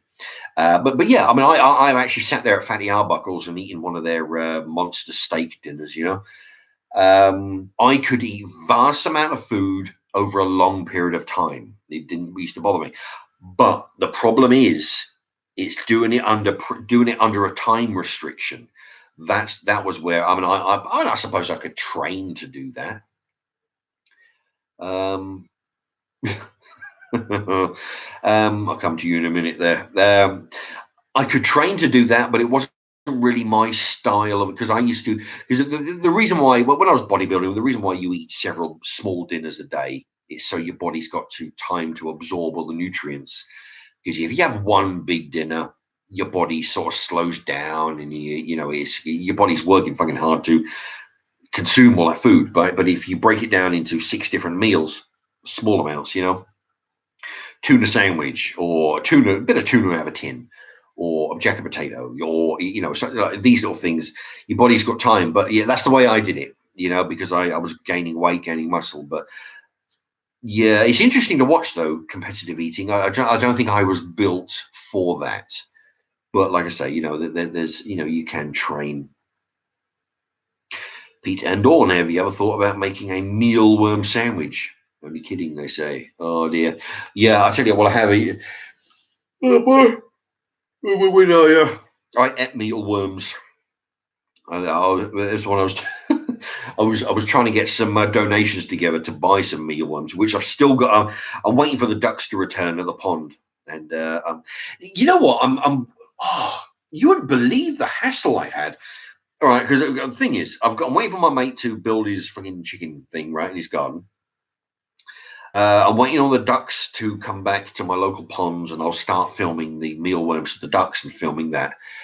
There's two, there's 3 people who I've come across who have chickens. One of them I haven't met. One of them is the councilwoman was telling me about an allotment down the road. This old woman, she's got chickens. I said, great, give her my details. Tell her, ask her to send me a message, and I'll contact her, and maybe I'll go down there and film. Right.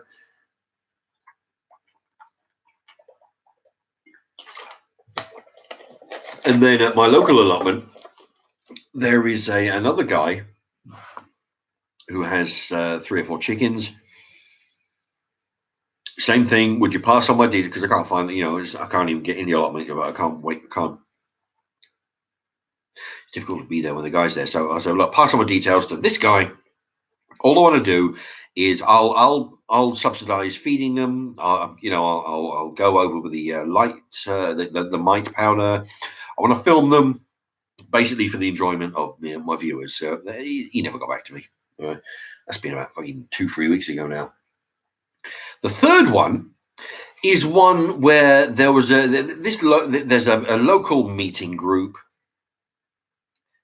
Where you go in, you can shoot the shit, have a cup of tea, play some cards or whatever, with the people, and just go in there and And there was a guy who had chickens at the allotment. Now he died a couple of months back, and some people in the meeting area. This is the one at Great Linford, right next door to the co-op. There's some people in there, and I honestly don't understand, but because I've gone in there and I've tried to. Oh yeah, I've gone in there with 30 packets of biscuits I got from a pound shop. I did that, and they were all over me. Yeah, they fucking loved me that day. I've gone in there. They have asked them, "Do you want board games?" Oh yeah, we have chess, backgammon, tiddlywinks, all that kind of shit. But I've trawled around all the charity shops, bought a load of those, gone in there. All of a sudden, they don't want them. Right, so I've had to fucking take them home. This old guy, he died, so the people took over his chickens.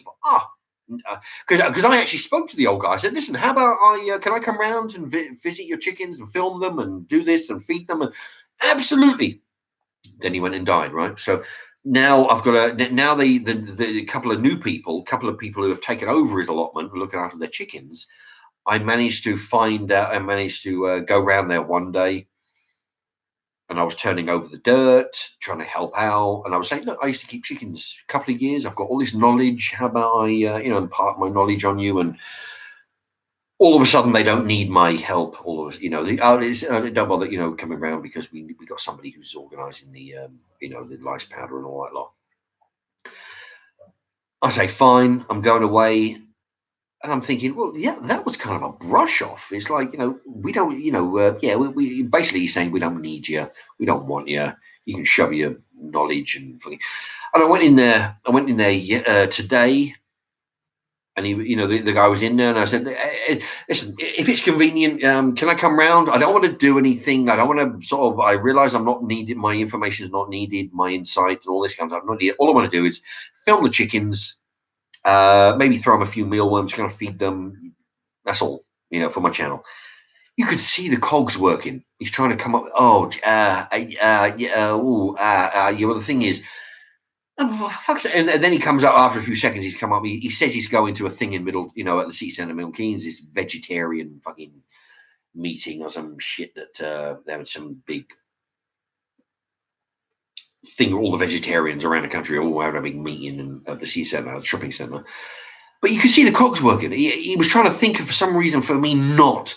So there, the thing is, oh God, just give the keys to somebody. I'll let myself in. I just want to, I'm not, I used to go around there. But no, so, you know what? I'm fucking waffling on because I'm pissed off with the treatment that I got from the drop-in centre where you go in and hang out. I'm pissed off with that treatment where I'm being given the cold shoulder all the way, and I'm tired and I'm hungry and I'm waffling on. I can feel myself getting angry about it. But yeah, the basic thing is I was going to film his chickens. I thought that's the last resort, That's the last person I know about who's got chickens. He'll let me come in. I'll just film them. But he, he doesn't want, unless I catch him there, But they don't want my help. And they don't even tell me they don't want it, They just they go around the houses. So that was on the subject of the mealworms.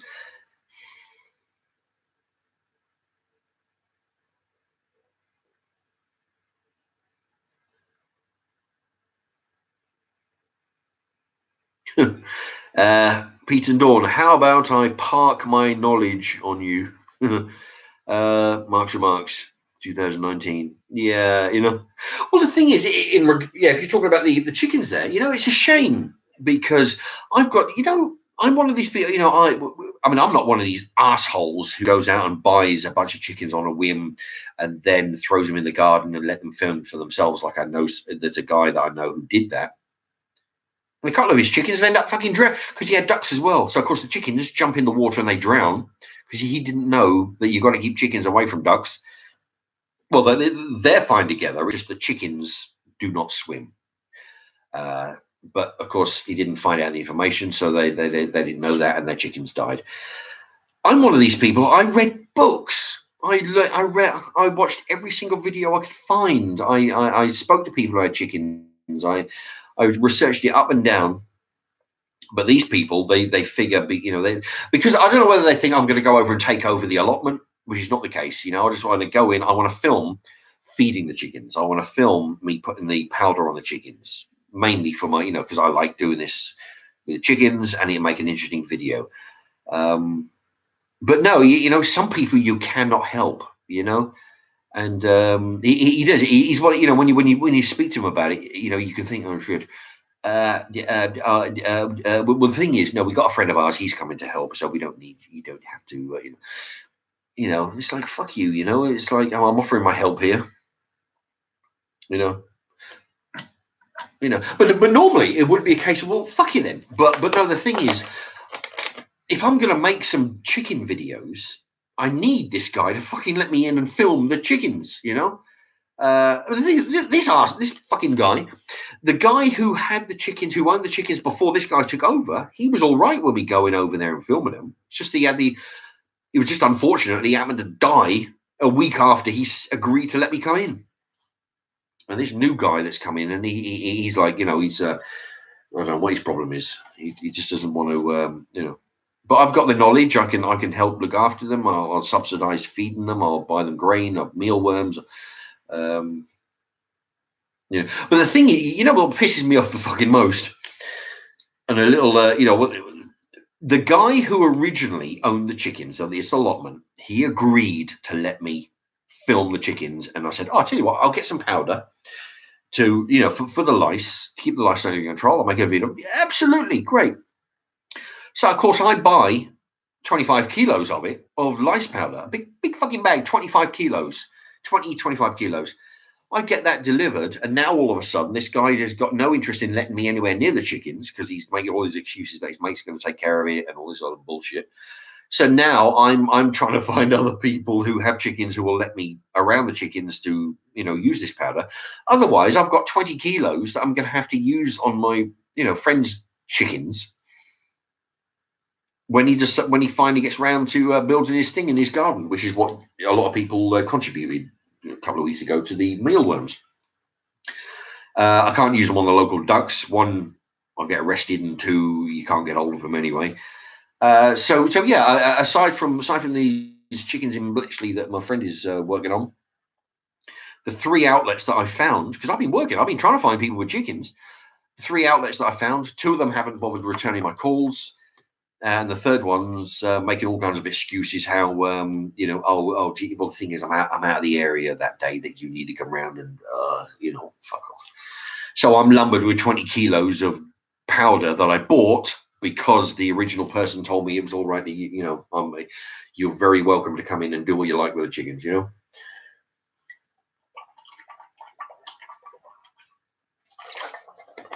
So that's kind of fucking pissed me off. Anyway, if any of my subscribers or listeners here live, if you see, the thing is, if you, admittedly, this is kind of limited to a certain area because I don't want to travel all over hell. If you know somebody, if you know the people at Great Linford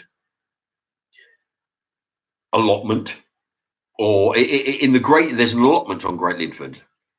If you know anybody in there who has chickens, anybody in the Stantonbury, Great Linford, Connyborough, Downs Barn, in that area, then who has chicken, even people in those areas who have them in their garden.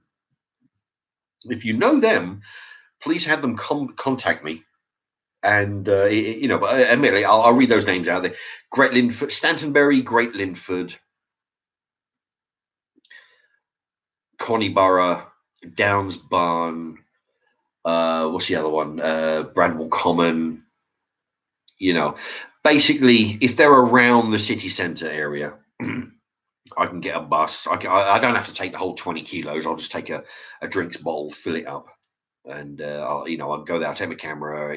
Anyway, people in that, if you know anybody in their garden who is willing to let me come in there every fortnight or week or fortnight or whatever, come in, film some stuff. I'll film the meeting. I'll do some healthcare checks on them and just basically film them make some enjoyable videos out of them. Please pass the word.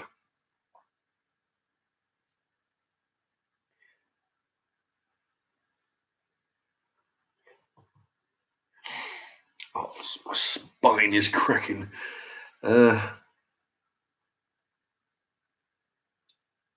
Stuart Wilson. I don't know what I've never had black pudding in my life. Nope. I've seen on plenty of menus, but never sort of wanted to try black pudding. Stuart Wilson. Oh no, I've just read that. Pete and Dawn. Bless you, Mark. You care a lot about animals. Good to see. Oh, thank you very much, Pete and Dawn. Yeah, it is true. I used to have chickens a few years back at the other place I was living at when I was renting this dump out. I used to joke with people that the chickens. I used to joke with them that the chickens ate better than I did. Which this was before I had the channel, so it's probably fairly true. But what I used to do was I used to go up to the pet food place and I used to buy every kind of grain I could buy. I used to buy mixed grain, corn, wheat, barley, hemp. I bought hemp seeds. You buy all these. Always uncooked rice. They went mad for uncooked rice, and it's real cheap as well. You used to be able to get shop brand for like 30p a kilo or some shit like that, or half a kilo, I don't know. But uncooked rice, all these other things, and what I used to do they had a container which with a little tray underneath, so the peck from it around the tray. It used to hang off the ground. And I used what I used to do was to put all these seeds, the barley, the wheat, the corn, fuck me, the hemp seeds, sunflower seeds, the rice. I used to put them all into the bucket, mix it all around, and then pour it into their feeder. So they had like 8 different grains in their feeder thing that was hanging. And what I used to do was I used to go on eBay and the markets and buy all when you got like a guy selling 3 packets of seeds for £1, right? I used to go rooting through them, choosing all the green ones, the lettuce, the cabbage, the kale, the cress, anything that would sprout green leaves. All right, what you do? Open up 50 bags of packets of seeds, put them all in the bag, shake it all around, get a handful, and sprinkle it in flower pots, right? And then put a grill over it. Have about that much from the top, that much space in between the dirt and the grill. So of course it would have to grow 2 inches before the chickens could nip at it from the top. Everlasting food. That they used to eat very well. I used to have a stick in the ground. It was a part of a broom handle, actually, and I sharpened one end, stuffed it in the ground, and the other one I had a big head of lettuce, so you stick it on there, but like a head on a pike, this kind of thing. So what it was to keep the lettuce rolling around in all the bird shit and stuff, all the mud, and it give them something to peck at. All kinds of toys like this, the little things. Oh man, I used to love thinking of things to keep them amused and that. And I loved, I really liked being around these animals. I finally found a hobby, because I've been metal detecting. I've done archery. When I did metal, I still got my metal detector, but I went around fields with these old guys metal detecting for a few months. That worn off. Archery, I did that for a bunch of months. It was a hobby that didn't take. I learned to snowboard. I learned how to do it. That was a hobby that didn't really take. It was quite an expensive thing to keep up. But chicken, what they call husbandry, keeping chickens. That is the one hobby I think I've had over the years where I actually took. It's actually a hobby that I really enjoyed and wanted to keep on going. Unfortunately, I had to move out and move back here. And it really pisses me off when I see people's setups. They'll keep them in the small, they have a fucking huge garden, but they'll keep them penned in a small area. They don't know what to feed. I know I knew somebody. What they used to do, they used to feed them like a dog. These chickens. What they used to do was to go out, throw all the grain on the floor. And of course, it gets all muddy and shitty and fucking manky, right? So the chickens, right, from the floor first thing in the morning, and then they'll go round about 3 hours before it gets dark, throw some more dirt, like a dog. You feed it in the morning, you feed it once in the afternoon. And I used to tell them, no, you don't throw. Well, one, don't throw it on the fucking floor. 2, you're going to waste all your grain because it's going to go manky, shitty, and moldy, right? 2, you're going to draw the rats around, right? Because they'll eat the food off the floor. 3, they're not dogs. You don't feed them at specific times. They're fucking wild animals. You put their food there so they have access 24 hours a day. They will feed. They're not like dogs or I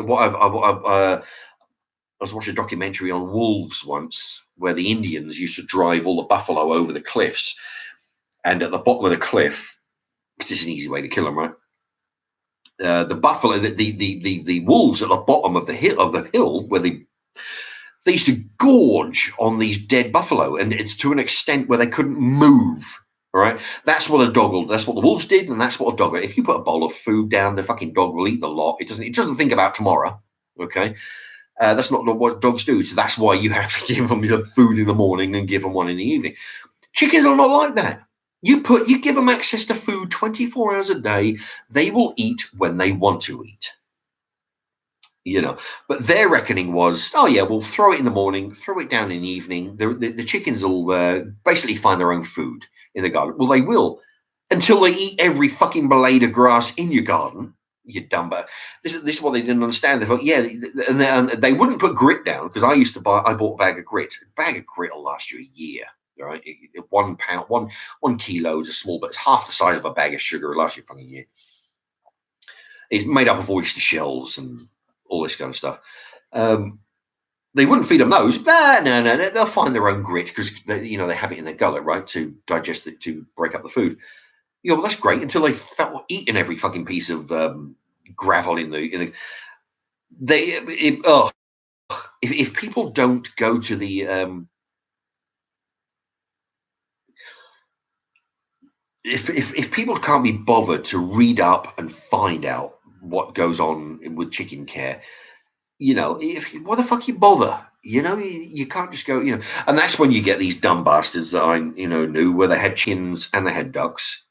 They knew so little that 2 of their chickens died in the duck pond because the chickens go in. They don't know the difference between a half-inch water drinking bowl and a 1.5 foot duck, thing, and of course they drowned because they didn't know anything better.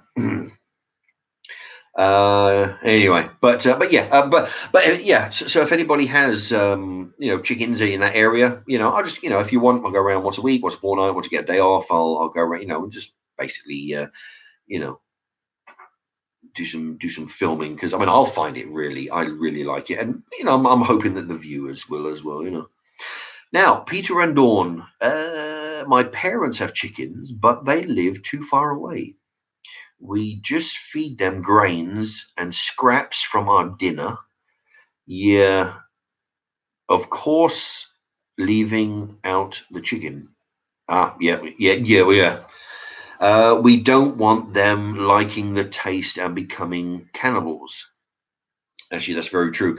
The thing is, when I was a kid, we used to have chickens back in Norfolk, right? And back in those days, it was a thing where you just basically, like nowadays, you throw it at your dog. In those days, you threw your dinner out to the chickens, and they would eat. But nowadays, that's kind of not really done so much because giving chickens stuff that's been marinated, put ketchup on it, vinegar on it, salt, pepper, Thousand Island dressing, salad cream, the whole lot is not usually good thing, which I never did, so I just give them, uncooked vegetables and stuff.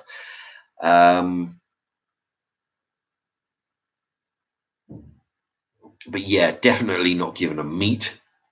You see, the thing is, again, these people that I knew, what they used to do was they used to go to the carvery, get all their scraps, vegetables from the carvery, but also get the turkey bones when you get carvery done at a turkey. They used to feed that to the fucking chickens as well, of course, the chickens used to eat it because chickens do eat meat. They'll eat slugs, frogs, little mice, anything from worms to beetles, everything. But the fact that they do eat it, because they probably didn't know what they were eating, but they used to eat the meat from the turkey meat. Doesn't anybody fucking learn from? This is what happened with mad cow disease. You feed cows ground up cows. You grind up cows into fucking pellets. You give those pellets to cows, and then they get fucked up and get brain diseases and all that. What do you think is going? But no, these dummies used to give turkey meat to the chickens. And the chickens don't know that what they're eating is a bird. They just figure, well, there's a bit of meat here. If you had a dead fucking turkey in your garden, the chickens wouldn't probably. I doubt if they would eat it because they know it's a dead bird and they know not to eat other dead birds. But because they gave it in a form that didn't look like, because they anyway. But yeah, that's the kind of don't fucking feed chickens other birds. If you're going to give them meat, give them frogs and worms and any road. So let's see. Oh, Peter and Dawn for the chickens. Okay. Well, I tell you what. Okay, it's for the chickens. Let me not for the thing tomorrow, I guess, because they. All right. Let me just hold on. Oh, God Almighty.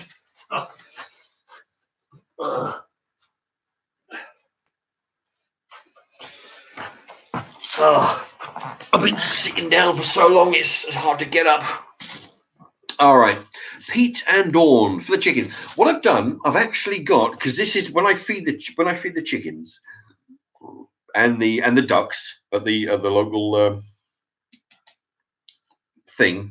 I'm going to be reading all the names on the contribution. See, we've got Peter B. We've got Scotty Morgan, Ian Mills, and we've already got Pete and Dawn. There we go. So, because you've specified for the chickens, not for the thing tomorrow, you specified for the chickens, your name will get a readout. There you go, every time, along with everybody else's. So, and I mean, if anybody does want to contribute, like Pete and Dawn, if you want it specifically to go to mealworms for the ducks and the chickens, write that in the little description thing, just like Pete and Dawn have done. Or if you want it for tomorrow's video, a special video that I'll be filming tomorrow, put tomorrow's video. Words to that effect. But thank you, Pete and Dawn. That'll go to another. What I'll do, because the thing is, it won't be just that. Because what I'll do, with all the extra contributions, I'll buy more mealworms. It's just that I'll put that out because these are all loose now because I've emptied the bag. Any new mealworms I'll pour into this because it has the names. I may as well just use the same tub. I'll just keep refilling it with mealworms that people buy. So rather than put your name on a new tub, I'll keep your name on the old one, just keep on refilling it. That's what I'll do. I hope that makes sense. So thank you very much, Peter and Dawn. And oh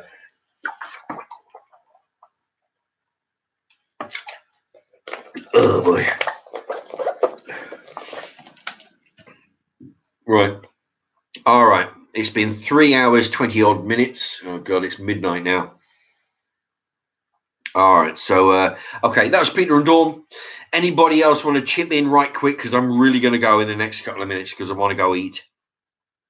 If anybody wants to hit the thumbs up, do that now. Hit the bell icon. If you haven't done already, you'll be alerted to all my videos.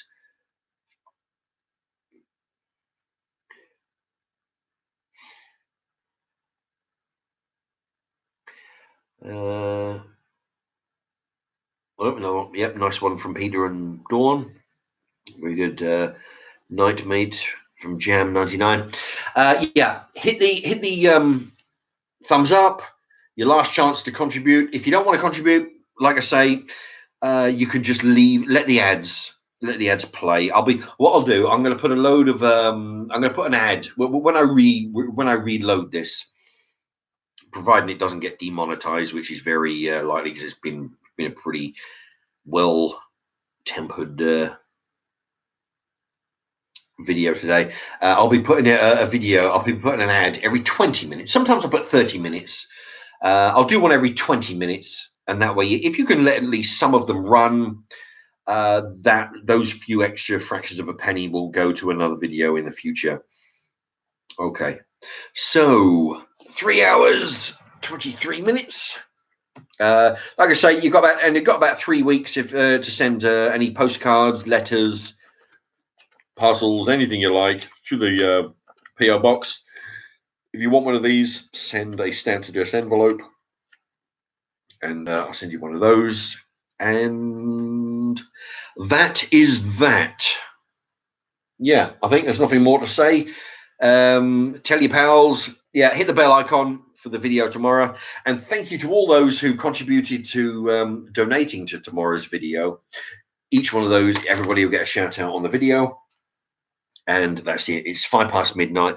I've got to eat because I'm going to drop down with exhaustion. And right. And thank you, Peter B, for keeping law and order. Good night to Peter and Dawn. Jam99, Peter B, Mark Smith.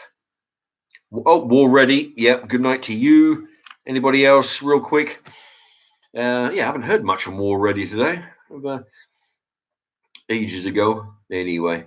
But yeah, you are a true Pete and Dawn. Good night, Mark. You are a true legend. Oh, thank you. Oh dear. Yes, I'll be. Okay. So thank you to everybody, and good night to all.